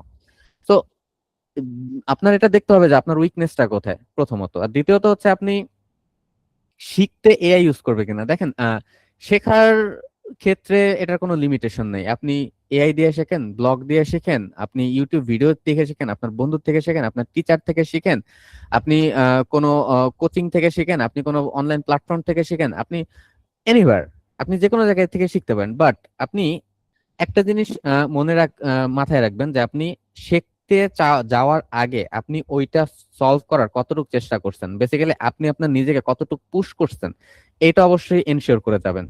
বেসিক্যালি আপনি একটা প্রবলেম নিলেন, পড়লেন, পারতেছি না, শিখে নেই, না, এইভাবে অ্যাকচুয়ালি আপনার ইমপ্রুভ হবে না, আপনার থিংকিং ক্যাপাবিলিটিও বাড়বে না, আপনার অ্যানালিটিক্যাল স্কিলও বাড়বে না। আপনি অ্যাকচুয়ালি আগেও যে অবস্থায় ছিলেন এখন ওই অবস্থায় আছে, অ্যান্ড আপনি জাস্ট এক সপ্তাহ পরে আবার এটা ভুলে যাবেন। বেশি টাইম লাগবে না এটার জন্য। সো দ্যাটস ওয়াই আপনি যখন যেটা দিয়ে শিখেন আপনি, বাট শেখার আগে আপনি আপনার নিজেকে এনাফ পুশ করছেন কিনা এটা মেক শিওর করবেন। ভাই আপনি যদি আরেকটু কিছু অ্যাড করতেন এই টপিক যেহেতু আসছে। আচ্ছা, এখন ব্যাপারটা হচ্ছে যে এআই আসলে খুবই লোভনীয় জায়গা বর্তমান, এবং এআই খুব ভালো জিনিস আবার খারাপও জিনিস। পয়েন্টটা হচ্ছে যে আপনি এটা যে চিন্তা করেন, আমি তো এআই দিয়ে সবকিছুই করতে পারি, কিন্তু কালকে যখন ইন্টারভিউ বোর্ডে যাব তখন তো আমার কাছে এআই থাকবে না। কালকে যখন আমি আইবিসি অথবা আইসিপিসি টেবিলে বসবো তখন তো আমার কাছে এআই থাকবে না। তখন আসলে আমার লাইফটা কেমন হবে? হ্যাঁ। তো এই কথা যদি চিন্তা করেন, আপনি অনেক কিছু অ্যান্সার এমনিই পাই যাবেন। আপনি চিন্তা করেন যে এগুলো চিন্তা করতে হবে। হ্যাঁ, আরেকটা হচ্ছে যে এআই আসলে ভালো জিনিস কি হবে, আপনার হয়তো বা রাতের বেলা মনে হলো যে আমি এই কোশ্চেন অ্যান্সারটা পাচ্ছি না, অথবা খুঁজেও পাচ্ছেন না, অথবা খোঁজা যেমনি খুঁজতে হবে হয়তো বা সেই জিনিসটা দেখতে হয়তো আপনার ভালো মতো জানা নাই। আপনার দরকার ধরেন ওমর নীল ভাইকে রিচ করা দরকার, কিন্তু এত রাতে ভাইরে কেমন ভাই নক দেই আমি, অথবা আপনার সিনিয়রের নক দেওয়ার কথা, সেই জায়গাটা দেখা যাচ্ছে যে এআই হয়তো বা আপনাকে কিছু ক্লু দিতে পারে, ইনস্ট্রাকশন দিতে পারে, যেটা আপনার জন্য আসলে প্রোডাক্টিভ কাজ, আপনার টাইম নষ্ট হচ্ছে না। কিন্তু এটার মানে এটা না যে এআই সব, এআই আপনাকে সবকিছু করাই দিবে, দেন আমি ওইটা নিয়ে আসলে সাকসেস দেখাবো সবাইকে। তাহলে কিন্তু সাকসেসটা আপনার না। আর এই সাকসেস হয়তো আপনি দেখাইতে পারেন, খুবই ভালো, ফ্লেক্সও নিতে পারেন, কিন্তু লং রানে গিয়ে তো আপনি কোথাও না কোথাও ধরা খাবেনই।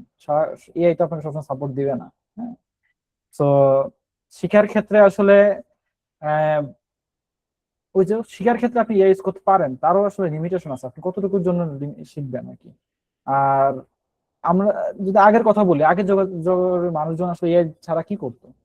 তারা প্র্যাকটিস করতো, না পারলে আসলে এডিটোরিয়াল পড়তো, সেটা সময় দিত। এই সময়টা দিত, সেই সময় কিন্তু অনেক কিছু চিন্তা করতো, দেখা যায় যে একটা প্রবলেম সলভ করতে গিয়া অন্য আরেকটা টপিক শিখে বলছে, এরকম মনে হইতো।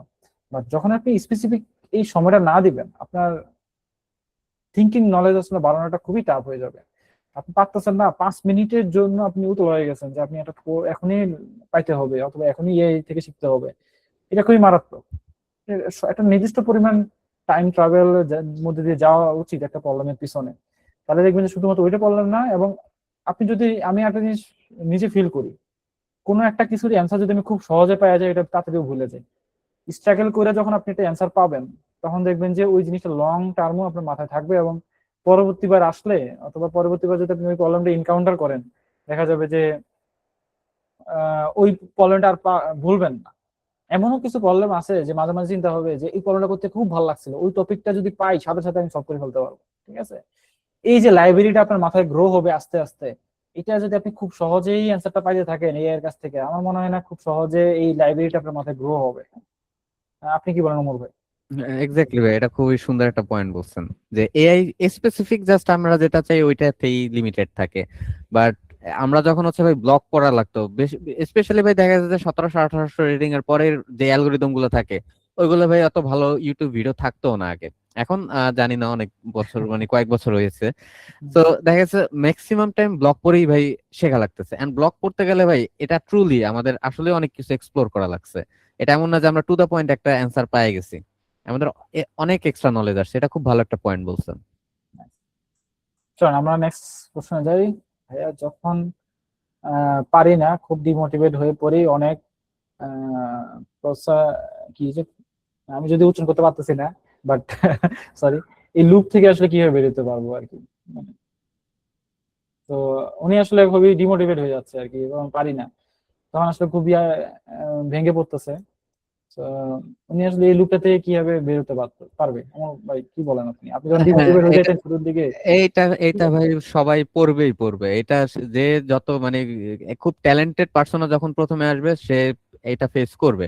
এটা খুবই কমন একটা পয়েন্ট সবার জন্য, এটা সবাই ফেস করে। আর অলরেডি যারা এখানে আছে তারাও বলতে পারবে যে তারা কিভাবে বেরোছে। জিনিসটা হচ্ছে কি যে হ্যাঁ, সবসময় যে আমি যেই প্রবলেম পারি না ওইটাই প্র্যাকটিস করতে থাকবো বিষয়টা এমন না যে আমার শুধু উইকনেস দূর করার জন্য আমি করব। সামটাইমস যখন এরকম ডিমোটিভেশন আসবে তখন অ্যাকচুয়ালি এমন প্রবলেমও সলভ করা উচিত যেটা আমি পারি বা পারবো, এই ক্যাটাগরি। তো এটা just for a certain time. But যখন ওই যে আবার একটু একসেপ্টেড না আমার দ্বারা হচ্ছে হবে, এই ফিলটা যখন চলে আসবে তখন আবার হচ্ছে আপনি ওই প্রবলেমে ব্যাক যান যেই জায়গায় আপনি স্টাক হয়েছেন। আর একটা আহ, বিষয় বলি যে একটা স্পেসিফিক প্রবলেমে স্টাক হয়ে যাওয়া যাবে না, আপনার স্কিপ করা জানতে হবে। বেসিক্যালি এরকম অনেক হয়েছে যে আপনি একটা কন্টেস্ট করতে বসছেন, বা আমি আমার এক্সপিরিয়েন্স বলে আমি এমন অনেক হয়েছে যে কন্টেস্ট করতে বসছি আমি বি নাম্বার প্রবলেমই সলভ করতে পারি না কোড ফোর্সেস এর। পরে হয়েছে কি আমি ওটা স্কিপ করে যে আমি সি করছি, আমি ডি করছি, তারপরে এসে আমি আবার বি করছি। দেখা গেছে একটা নির্দিষ্ট টাইম পরে আসলে আবার কনফিডেন্স গ্রো হয়, থিঙ্কিং টা চেঞ্জ হয়, এইভাবে হয়। আর এখন যদি বলি আপনার অ্যাকচুয়ালি, এটা গেলাম যে আপনার কিভাবে অ্যাকচুয়ালি ডিপ্রেশন, এটা একটা খুবই নেগেটিভ ওয়ার্ড, তো তো এটার জন্য এত কথা বললাম। আর আপনি যে পারেন না বলতেছেন, তো না পারাটাও স্বাভাবিক, সবাই সবকিছু পারে না, এটাও ট্রু। বাট আপনি কেন পারেন না এটা আপনার অ্যাকচুয়ালি জানতে হবে। আপনার অনেক রিজন থাকতে পারে, নলেজ গ্যাপ থাকতে পারে, আপনার অবজারভেশন আসতেছে না, এটা হইতে পারে, বা আপনার হচ্ছে যে উম, অন্য কোনো কারণে হইতে পারে, মেন্টাল স্ট্রেসে আছেন, বিভিন্ন কারণ হইতে পারে। সো আপনি অ্যাকচুয়ালি কেন পারতেছেন না এটা আপনার আইডেন্টিফাই করা উচিত আগে। সো স্পেসিফিক্যালি আপনি যদি এটা বলতে পারেন, এখনই যদি আপনি রিপ্লাইতে বলতে পারেন যে আপনি কেন পারেন না, এটা যদি বলতে পারেন তাহলে আপনি হয়তো নিজেই অ্যান্সার করতে পারবেন যে কি করণীয় আপনার। ভাই আরো যদি কিছু অ্যাড করতেন এটা। আচ্ছা, নিলয় ভাই তো অনেক সুন্দর করে আসলে কন্টেস্ট টাইমে যদি আপনি ডিমোটিভেট হয়ে যান ওটা বলছে। আর তাহলে বলছে তো আপনাকে স্কিপ করে নতুন একটা প্রবলেম ট্রাই করতে, আস্তে আস্তে দেখবেন যে হয়তো বা ওটা করতে করতে মাথার মধ্যে তো এটা আছে যে পারি নাই, কনসেপ্ট তো কনটেক্সট এবং কনসেপ্ট দুটোই মাথার মধ্যে আছে, দেখবেন একটা সময় চলে আসতে পারে। আর আমি যদি আমার সাইড থেকে বলি, আমি আসলে কোনো ডিমোটিভেট হই না, মানে কন্টেস্ট টাইমের বাইরে যদি কখনো প্রবলেম সলভ করতে গিয়ে আমি আসলে নিজেকে এইভাবে বুঝ দিতাম যে পারতাছি না। ইট ইজ রিয়েলি নাইস যে আমি আর নতুন একটা টপিক হয়তো আজকে শিখতে পারবো। আহ, এটা মনে হইতো। So আপনিও চাইলে এরকম কিছু নিজের মধ্যে চিন্তা করতে পারেন যে পারতাছি না তার মানে হচ্ছে আমার নলেজের বাইরে আছে, আজকে আমার এটা পারতে হবে। অথবা কন্টেস্ট টাইমে দেখবেন যে পারতেছেন না, তাহলে আমার এটা পারতে হবে, তাইলে তার জন্য আমার নতুন কিছু হয়তো কনসেপ্ট শেখা লাগতে পারে। এটা হয়তো বা আপনার গ্রোয়ের জন্য সাহায্য করে সবসময়, বুঝতে পারছেন? কেননা আপনি পারতেছেন তার মানে কি, আপনার নলেজের ভিতরে আছে, তাহলে মানে তাতে কিন্তু আপনার গ্রোথ হবে না।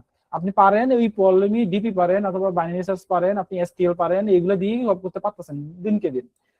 তাহলে আপনি কিন্তু একটা লুপের মধ্যে আটকে আছেন। কিন্তু যেদিন পারতেছেন না তার মানে হচ্ছে আপনি এমন একটা কনসেপ্ট ধরেন, আপনি আজকে ডিএসসি একটা কনসেপ্ট ডিএসসি পারেন না, অথবা এমএসসি একটা প্রবলেম আসছে, অথবা স্কোয়ার টু ডিকম্পোজিশন দিয়ে অথবা সেগমেন্টারি দিয়ে প্রবলেম সলভ করা লাগতে পারে, অথবা আপনি সেগমেন্টারি পারেন খুবই ভালো লাগে কিন্তু আপনি লেজি প্রোপাগেশন পারেন না, অথবা অ্যাডভান্স কিছু সেগমেন্টারি প্রবলেম পারেন না।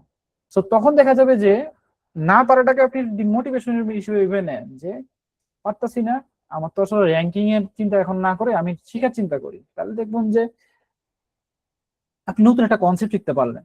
আর একটা নতুন কনসেপ্ট শিখা ওইটা নিয়ে শেখার পরে দুই একটা প্রবলেম সলভ করতে পারলেও দেখবেন একটা ভালো একটা মোটিভেশন আসবে না, এর পরের বার থেকে যদি এটা আসে আমি যেভাবেই হোক এটা আমি করেই ছাড়বো, আর ভুল হতে দেওয়া যাবে না, এটা নতুন একটা জাগরণ আসবে দেখবেন আপনার মনের মধ্যে।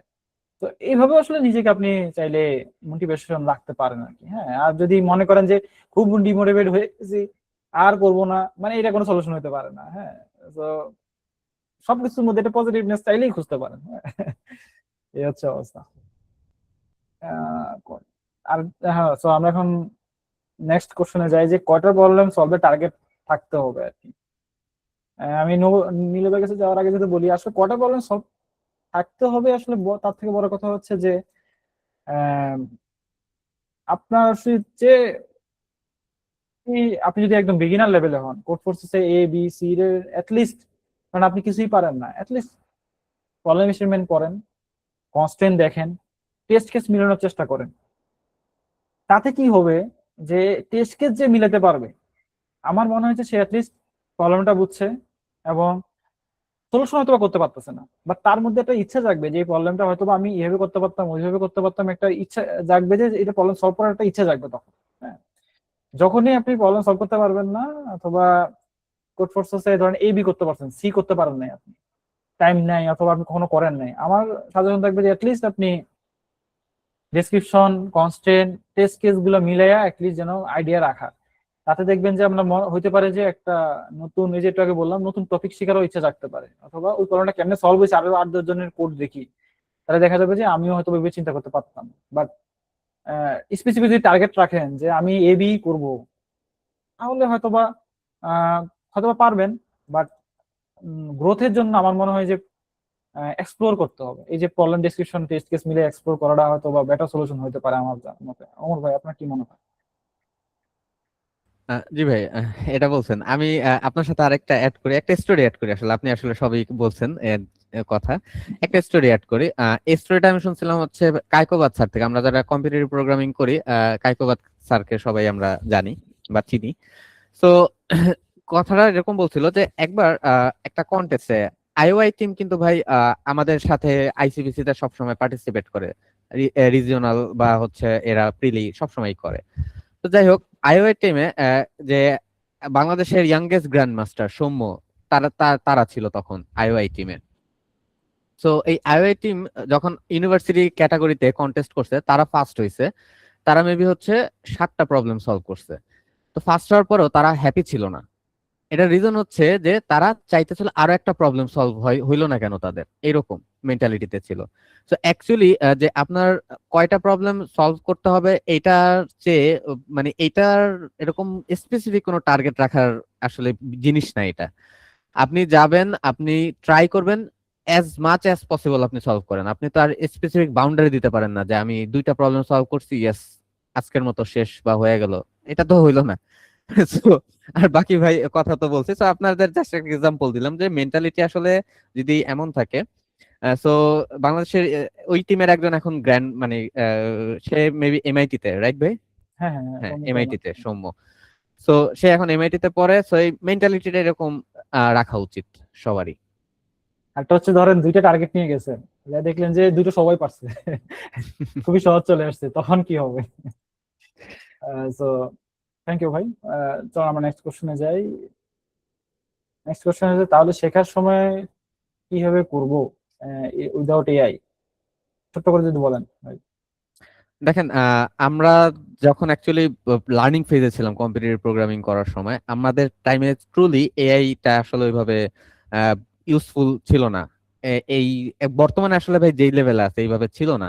তো আমরা অ্যাকচুয়ালি এআই ইউজ টোটালি করতাম না। আমরা যেটা করতাম, প্রথমত সবচেয়ে ভালো ছিল হচ্ছে কোড ফোর্সেস এর ব্লগ গুলো। এখানে একেবারে মাস্টার থেকে মানে যে আসলে র্যাঙ্কিং ম্যাটার না, বাট বিষয়টা হচ্ছে যে এখানে প্রত্যেকটা ব্লগে আপনারা দেখবেন যে এই লার্নিং এর জন্য এরা খুব ডিটেইল এন্ড প্রবলেম সহ দেয়।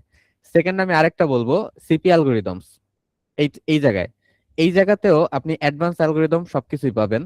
দেন হচ্ছে আমাদের এছাড়াও অনেক ধরনের ব্লগ থাকে, ওইগুলো আমরা চাইলে মানে এক্সপ্লোর করে আমরা যা যা পাই, বিভিন্ন এডিটোরিয়াল থাকে, এগুলো আসলে কোনো স্পেসিফিক ব্লগ না, এগুলো জাস্ট একটা পিডিএফ কোন একটা প্রবলেমের সলিউশনের সাথে পাওয়া যায়। আর এছাড়াও ইউটিউব ভিডিও, আপনারা যদি শুরুর দিকের বেসিক অ্যালগোরিদম ডিএসএ গুলো যদি দেখেন, সবকিছুর ইউটিউব ভিডিও পাবেন। আপনি ইউটিউব ভিডিও দেখেও শিখতে পারেন। ইটস ওকে, আমি ইউটিউব ভিডিও দেখে অনেক কিছু শিখছি, বাট একটা সার্টেন টাইম পরে আমি আর ইউটিউবে ইউজফুল কন্টেন্ট পাই নাই। আর তারপর আমার ওই ব্লগ পড়ে পড়েই শিখতে হয়েছে। Nice. আপনার এক্সপিরিয়েন্স কি ভাই? আচ্ছা, আমার এক্সপিরিয়েন্স যদি বলি, ব্লগ করতাম আসলে, তারপরে সাফায়েত ব্লগ ছিল, আপনি তো অনেকগুলো ব্লগের নাম বলছেন, আপনি পড়ছেন কিনা জানি না। আচ্ছা হ্যাঁ, সরি, সাফায়েত ব্লগ আমিও পাইছি ভাই, আমিও সরি আমি পড়ছি। একটু একটু যাচ্ছি, আমার একটু কলিং এর আসতেছে, তো এখন যত ক্লাস আসতেছে।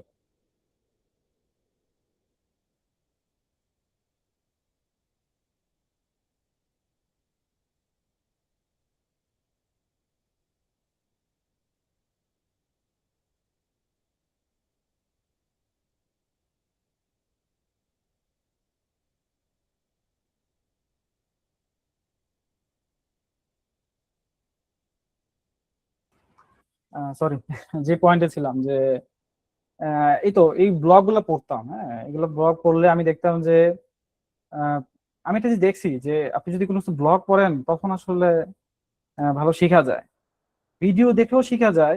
কিন্তু ভিডিও দেখলে আমাদের আসলে এখন জেনজির যে চঞ্চল মন, একটা ভিডিও দেখা শুরু করলে দেখা যায় যে ওই ব্যাপারটা হচ্ছে তখন তো আরো অনেকগুলো শয়তান এসে ভর করে। দেখা যায় মোবাইলে একটা ভিডিও দেখতেছি, মোবাইলে ধরেন আরেকটা ফেসবুকিং করতেছি অথবা একটা মেসেজ আসলো। তো আমার যেটা মনে হয় যে কোন একটা ব্লগ করলে ওই লেখকের মানসিকতাটা বোঝা যায় এবং অনেক কিছু শেখা যায়। আরেকটা হচ্ছে যে কন্টেস্টে আমি যখন প্রবলেম সলভ করতে পারি না, তখন আসলে আমি কি স্ট্র্যাটেজি ফলো করতাম যে কন্টেস্ট শেষে কিছুক্ষণ ট্রাই করতাম, তারপরে হয়তো এডিটোরিয়াল দেখতাম, এডিটোরিয়াল দেখার পর কিছু হিন্ট দেখতাম যে আসলে এই হিন্ট দেখে আসলে আমি সলভ করতে পারতাছি কিনা। হিন্টও যদি সলভ করতে না পারতাম, তাও মনে হতো যে তাহলে এখন আমার এডিটোরিয়ালে যে সলিউশনটা সেটা পড়তে হবে। সলিউশন পড়তাম, সলিউশন পড়ে হয়তো নিজে সলভ করার চেষ্টা করতাম অথবা কোড সাবমিট করতাম সে। তো সলিউশন দেখার পরও যদি না হয়, তখন দেখতাম যে ওই সলিউশনটা কিন্তু এই ম্যাথমেটিক্যাল সলভের solution, is not like a code. শেষে গিয়ে হয়তো বা কোডটা দেখতাম। সো আপনিও চাইলে এরকম ভাবে 2-3 স্টেপে নিজেকে পুশ করতে পারেন এটা শেখার জন্য, হ্যাঁ। বাট অবশ্যই কোর্স সাবমিট করতে হবে, নাহলে কিন্তু আপনি কতটুকু শিখছেন এটা কিন্তু ভ্যালিডেশন কোর্স সাবমিট করে অ্যাকসেপ্ট হওয়ার পরেই পাবেন। আরেকটা হচ্ছে যে আপনি যে কোডের কোয়ালিটি বাড়াতে চান, নতুন নতুন কিছু স্টাইল শিখতে চান, বিভিন্ন ধরনের এসটিএল থেকে শুরু করে অনেক কিছুর ইউজার শিখতে চান, আপনি আসলে টপ কিছু প্রোগ্রামারকে সিলেক্ট করতে পারেন বাংলাদেশে, তাদের কোড পড়তে পারেন, কোড দেখতে পারেন, দেখবেন যে সেখান থেকেও আসলে আপনি অনেক কিছুই শিখতে পারবেন। দেখবেন যে আপনি অনেক বড় একটা জিনিস ভাবে করছেন, একজন দেখবেন যে খুব একটা সুন্দর একটা এসটিএল ইউজ করে খুব কুইকলি করে ফেলছে, অথবা একটা ছোট একটা ফাংশন লিখে খুব নাইসলি করে ফেলছে। এখান থেকে দেখবেন যে আপনি অনেক টেকনিকও শিখতে পারবেন, যেটা আসলে আপনার অনেক কাজে দেবে। ঠিক আছে, তো এইভাবে অনেকভাবেই শেখা যায়। সত্যি বলতে আমরা এআই আসার পরে এই সৌন্দর্যগুলোই নষ্ট করে ফেলতেছে দিনকে দিন। এবং তার কারণ কিন্তু এটা না যে এআই এর দোষ, তার কারণ এটাই যে আমরা আসলে এআই এর উপরে বেশি ইনভলভ হওয়ার চেষ্টা করতেছি, আমাদের নিজের কাজটাকে আসলে এআই এর উপর চাপাই দিতে চাচ্ছি।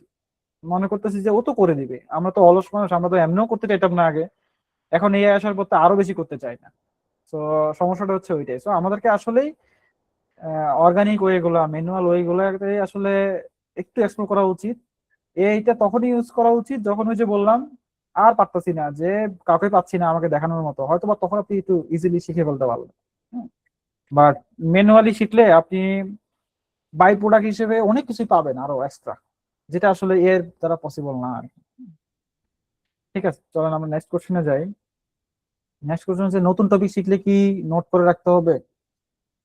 আমি যে আমার পয়েন্টটা বলি, নতুন টপিক শিখে আমাদের সময় আমরা কয়েকটা প্রবলেম সলভ করতাম, অথবা একটা ওই স্পেসিফিক প্রবলেম সেট করে, অথবা আমার কোনো ট্রেনার থাকলে অথবা কোনো সিনিয়র থাকলে আমাকে একটা কন্টেস্ট দিয়ে দিত, অথবা আমি খুঁজে কোনো ভিডিওতে কন্টেস্ট বের করতাম, সেখানে ওই topic related easy medium hard level দিয়ে একটা প্রবলেম সলভ করে রাখতাম। তারপরে যদি কোনো সময় আসতো হয়তোবা এইভাবে প্র্যাকটিসটা করতাম আর কি। নতুন টপিক শিখলে নোট করা অথবা লেখালেখির প্রতি আমি তেমন একটা আফসোস ছিল না আর কি। হয়তোবা টেমপ্লেট লিখে রাখতাম আর কি, কোনো গুগল ডক্স এর মধ্যে। এই তো। নীল ভাই, আপনি কি করতেন?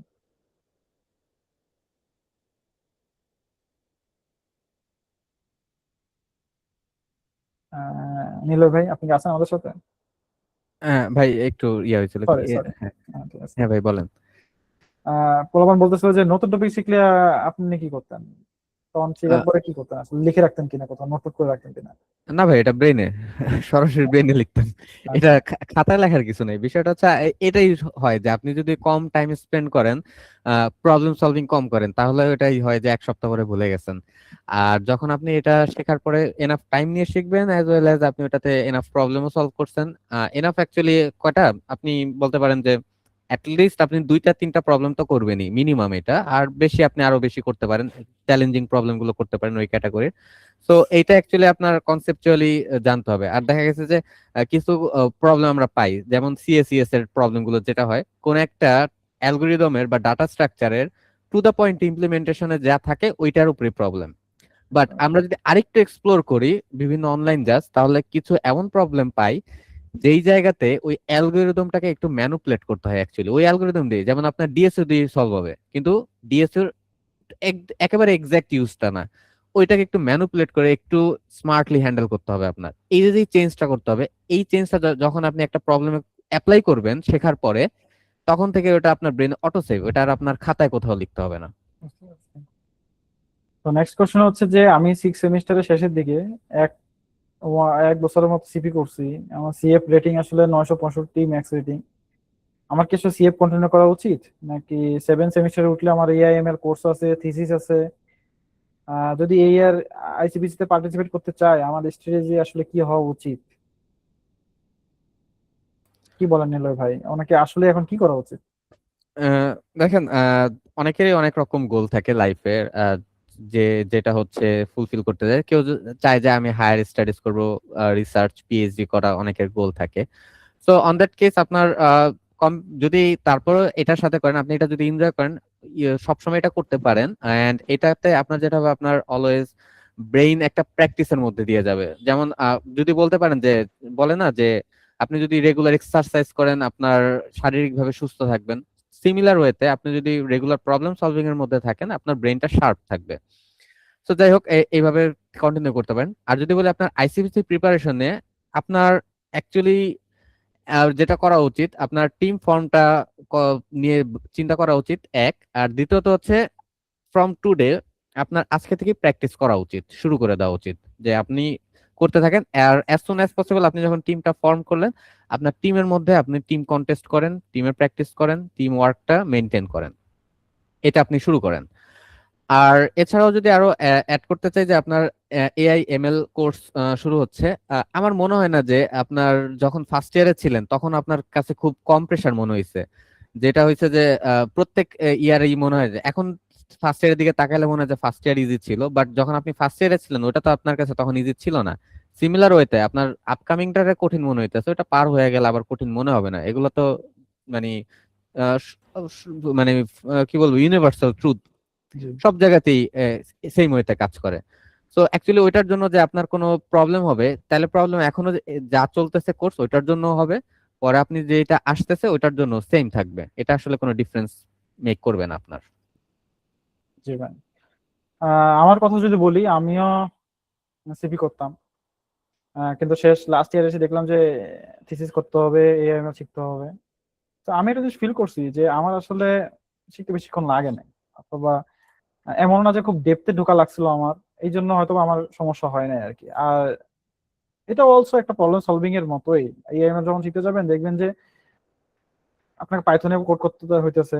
পাইথনে কোড করা খুবই ইজি, যেখানে সি সি প্লাস প্লাসে কোড করতে একটা প্রিন্ট হেলো ওয়ার্ল্ড করতেও আপনার 4-5 লাইনে 6-7 লাইনে কোড করতে হয় এবং অনেক কিছু লিখতে হয়। সেখানে প্রিন্ট হেলো ওয়ার্ল্ড লিখলেই প্রিন্ট হয়ে যাচ্ছে, আর কিছু লেখা লাগে না। সো এআইএমএল আসলে যদি আপনার ডিপ লেভেলে শিখতে যান সেটা এক্সট্রা বিষয়, বাট আপনি যদি থিসিস করতে যান, রিসার্চ করতে যান, তার জন্য যতটুকু দরকার ততটুকু শেখা আসলে আমার মনে হয় কঠিন হবে আর কি। And আমি এটা খুব ইজিলি শিখতে পারছিলাম এবং রিসার্চও করতে পারছিলাম, এবং শেষে রিসার্চটা একটা জার্নালও পাবলিশ হয়েছে।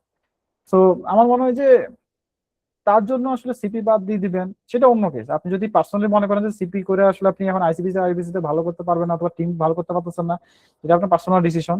বা যদি মনে হয় যে সিপির প্রতি একটা ভালোবাসা আছে, আমি আসলে সিপি করে যাব, অথবা এটা একটা ভালো র্যাঙ্ক করার জন্য নিজেকে একটা পুশ করতে থাকবো লাস্ট ডে পর্যন্ত, এটা যেন আমি সিভিতে লিখতে পারি তার জন্য, তাহলে এটা কখনোই আসলে আপনার ব্লকার হতে পারে না অন্য কিছুর জন্য। ঠিক আছে। আরেকজন কোশ্চেন হচ্ছে প্রবলেম সলভ করার জন্য কতটুকু ইংলিশ শেখা দরকার। আমি যে আমার কথা বলি, আমি এত বেশি ইংলিশ পারি না, তো ইংলিশ তেমন একটা শেখার দরকার নাই। ঠিক আছে। ভার্সিটি শেখার জন্য, ভার্সিটিতে পড়ার জন্য যতটুকু ইংলিশ পারা দরকার ততটুকু পারলেই আসলে যথেষ্ট। আর যদি মনে করেন যে আপনি ইংলিশ পারেনই না, বাংলা ব্লগ দরকার, প্রচুর বাংলা ব্লগ আছে। ওই যে সাফায়েত ব্লগের নাম বললাম, তারপর এরকম আরো অনেক ব্লগ আছে, বাংলাতে অনেক চ্যানেল আছে। ব্যবসের এবং বিএসিস এর একটা চ্যানেল আছে, সেখানে শুধুমাত্র ওই চ্যানেলটা দেখলে আসলে আপনি টপ লেভেলের, টপ ক্লাস লেভেলের আসলে আপনি আহ, ইয়া পাবেন। অনেক কিছু ক্যাম্পের ভিডিও আছে। তো এটা খুবই নাইস বাংলাতে সবকিছু।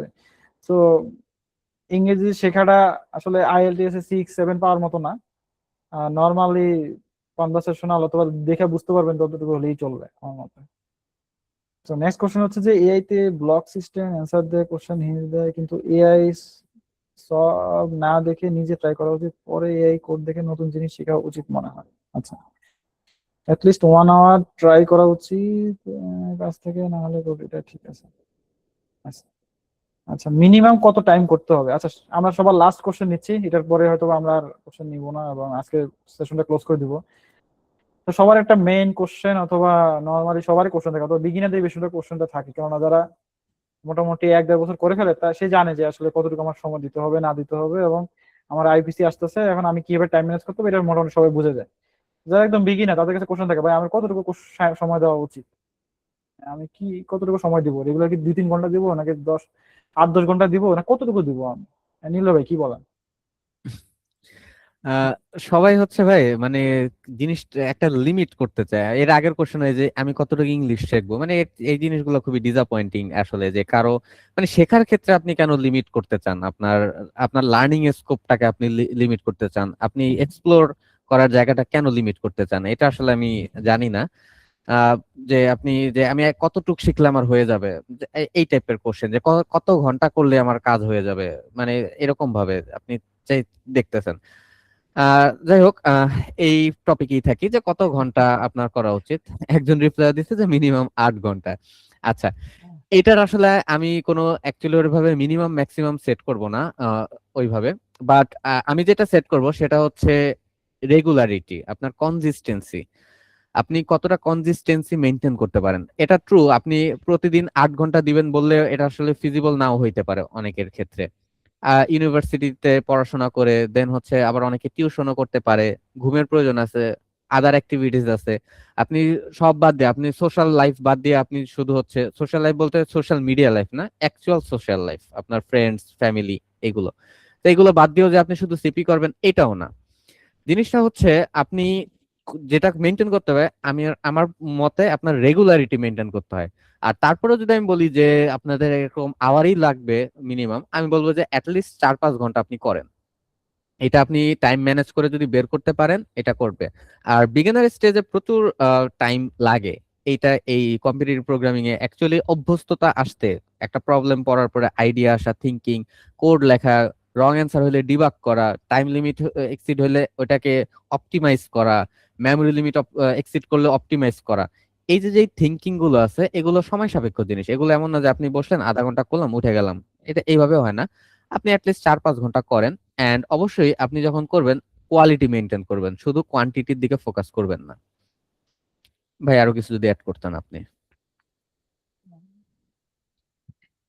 আচ্ছা, ভাই যেটা বললেন এটা আসলে সত্যি। মানে আমি যদি আপনাকে বলি আপনাকে 5 ঘন্টা কন্টেস্ট করতে হবে, এটা তো কোনো বাইবেল না, এটা কোনো বাইবেলও হতে পারে না। অথবা আমি যদি 10 ঘন্টা কন্টেস্ট করতে হবে তাহলে ভালো করতে পারবেন, অথবা প্রবলেম সলভ করতে হবে, সময় দিতে হবে, এটা কোনো বাইবেল হতে পারে না। কারণ আমাদের প্রত্যেক লাইফে অনেক ধরনের সময় থাকে। কালকে পরীক্ষা আছে, আমি চাইলেও আজকে 1-1.5 ঘন্টা বেশি সময় দিতে পারবো না, হয়তো সময় নাও দিতে পারি। তার মানে এই না যে আমি বন্ধ করে ফেলবো।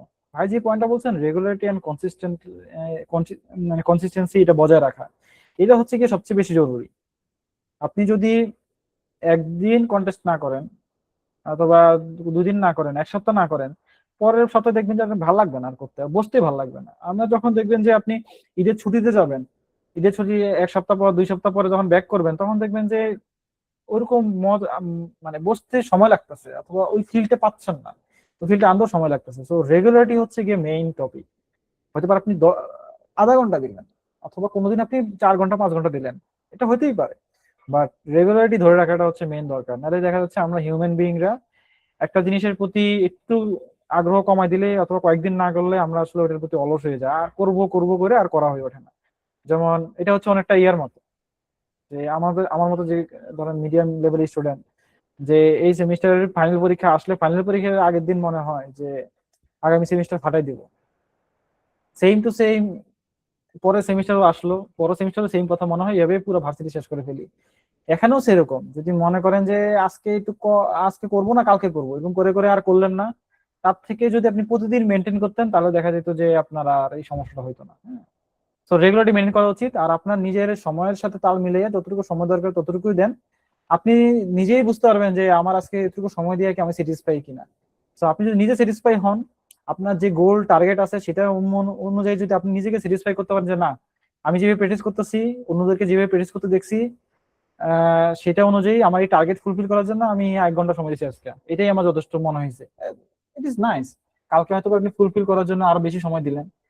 বাট কনসিস্টেন্সি ধরে রাখতে হবে। কনসিস্টেন্সি হারাই ফেললেই দেখবেন যে ওই যে নেক্সট সপ্তাহে কইরা একদম ফাটাই ফেলবো, নেক্সট সপ্তাহে পুরো সময় দিব, নেক্সট সপ্তাহে যে আপনার জীবনে কি হবে কিন্তু আপনি নিজেও জানেন না। ঠিক আছে, তো ধরে রাখেন, করতে থাকেন। মিনিমাম সময় এই যে ভাই বলেন বাউন্ড করা যাবে না, অথবা লিমিট করে ফেলা যাবে না। লিমিট করে ফেলে দেখবেন যে আসলে যে আপনি 8 ঘন্টা লিমিট করে ফেলেন, পারবেন কি দিতে? নিজেকে কোশ্চেন করেন তো। তো দ্যাটস দ্য মেইন কোশ্চেন আর কি। হ্যাঁ, তো এই তো। তো it is really nice meeting with you Niloy ভাই। আপনি অনেক কষ্ট করে, এবং আজকে হয়তো আপনার অফিস ছিল নাকি ভাই? হ্যাঁ, আজকে ছিল। 4 দিন অফিস করে আমাদের সবার জন্য এত সুন্দর করে সময় দিচ্ছেন, একটা স্লাইডও মেক করে আনছেন। It is really nice. And আমার মনে হয় যে সবাই উপকৃত হবে। এই পর্যন্ত যারা শেষ পর্যন্ত আছেন, শুনতেছেন আমাদের দুজনের কথাবার্তা, আমার মনে হয় যে ইনশাল্লাহ আপনারা ভালো করবেন। এই যে ধৈর্যটা আছে, এটাই তো অনেক। ধৈর্য ধরে রাখাটাই হচ্ছে মেন দরকার। হতাশ হওয়া যাবে না। হ্যাঁ, দেখবেন যে আপনার কিন্তু, আমি লাস্ট পয়েন্ট এটা বলেই শেষ করতে চাই যে আজকে ফার্স্ট ইয়ারে আছেন, খারাপ করতে পারেন, চেষ্টা করে যান। সেকেন্ড ইয়ারে আছেন, তাও বেটার রেজাল্ট আসতেছে না, চেষ্টা করে যান। থার্ড ইয়ারে আছেন, তাও আসতেছে না, এতদিন করে আসছেন 3 বছর, তাও আসতেছে না, চেষ্টা করে যান। ফোর্থ ইয়ার পর্যন্ত চেষ্টা করে যান। আপনি যদি টার্গেট থাকে ভালো একটা জব পাওয়া, ভালো একটা ইয়া পাওয়া, আপনার কি হতে পারে বলেন তো? আপনার দরকার হচ্ছে রিজুমিতে একটা ভালো পজিশন লেখা অথবা ভালো একটা রেটিং লেখা। সেটা কি আপনার ফার্স্ট ইয়ারে অ্যাচিভ করলেই, না পারলে কি সব শেষ? নাকি আপনার ফোর্থ ইয়ার শেষ করার আগের দিনও যদি আপনি অ্যাচিভ করতে পারেন, অথবা একটা কোম্পানিতে অ্যাপ্লাই করার আগের দিনও যদি কোনো আইপিসি তে ভালো র্যাঙ্ক আনতে পারেন, অথবা আইসিপি তে টপ করতে পারেন, সেটা কি ম্যাটার করতেছে না? তো এটার মানে এই না যে লাইফের যে কোনো পরিস্থিতি আসলে হাল ছেড়ে দেওয়া যাবে না। চেষ্টা করতে থাকেন, দেখবেন ছোট্ট একটা অ্যাচিভমেন্ট যে আপনাকে কোথায় নিয়ে যাবে এটা আপনি নিজেও টের পাবেন না। ঠিক আছে, তার জন্য যদি আপনি হাল ছেড়ে দেন ওই শুরুর দিকে, তাহলে দেখবেন যে শেষের দিনটা আপনার দেখা লাগবে না আর কখনো। কিন্তু শেষের দিনটা হইতে পারে আপনার একটা, ধরে নেন যে আগামী একটা সময় সুন্দর দিন আমার জন্য ওয়েট করতেছে, তার জন্য আমি দৌড়ে যাই, আল্লাহর নামে দৌড়ে যান, ইনশাল্লাহ আপনি অ্যাচিভ করতে পারবেন। বা যদি হাল ছেড়ে দেন তো হাল ছেড়ে দিলেন, শেষ, ওখানেই খেলা শেষ আর কি। হ্যাঁ, তো ট্রাই ট্রাই ট্রাই ছাড়া আর কিছু নাই আর কি। অমনির ভাই, আপনি যে শেষ কিছু বলতেন। থ্যাংক ইউ ভাই আমাকে ইনভাইট করার জন্য এই ফ্লোরে, এন্ড সবাই যারা আছেন থ্যাংক ইউ আপনাদের, শুরু থেকে ছিলেন যারা বা শেষ পর্যন্ত আছেন, ধন্যবাদ। এন্ড আমার আপনাদের প্রতি শেষ হচ্ছে কথা থাকবে এটাই যে বি কনসিস্টেন্স। আপনারা জাস্ট কনসিস্টেন্সি মেনটেন করে চেষ্টা চালা যান, ভাই তো বললি ট্রাই করতে থাকেন, but try with consistency. And I hope wish you the best, আপনারা ভালো করবেন। Thank you, thank you everyone. আবার ইনশাল্লাহ কোনো এক সেশনে, কোনো এক কিছুতে আমার সাথে অথবা ওমর নীল ভাইয়ের সাথে অথবা অন্য কোনো গেস্টের সাথে আবার কথা হবে। টিল দেন, খোদা হাফেজ, আল্লাহ হাফেজ, আসসালামু আলাইকুম এভরিওয়ান।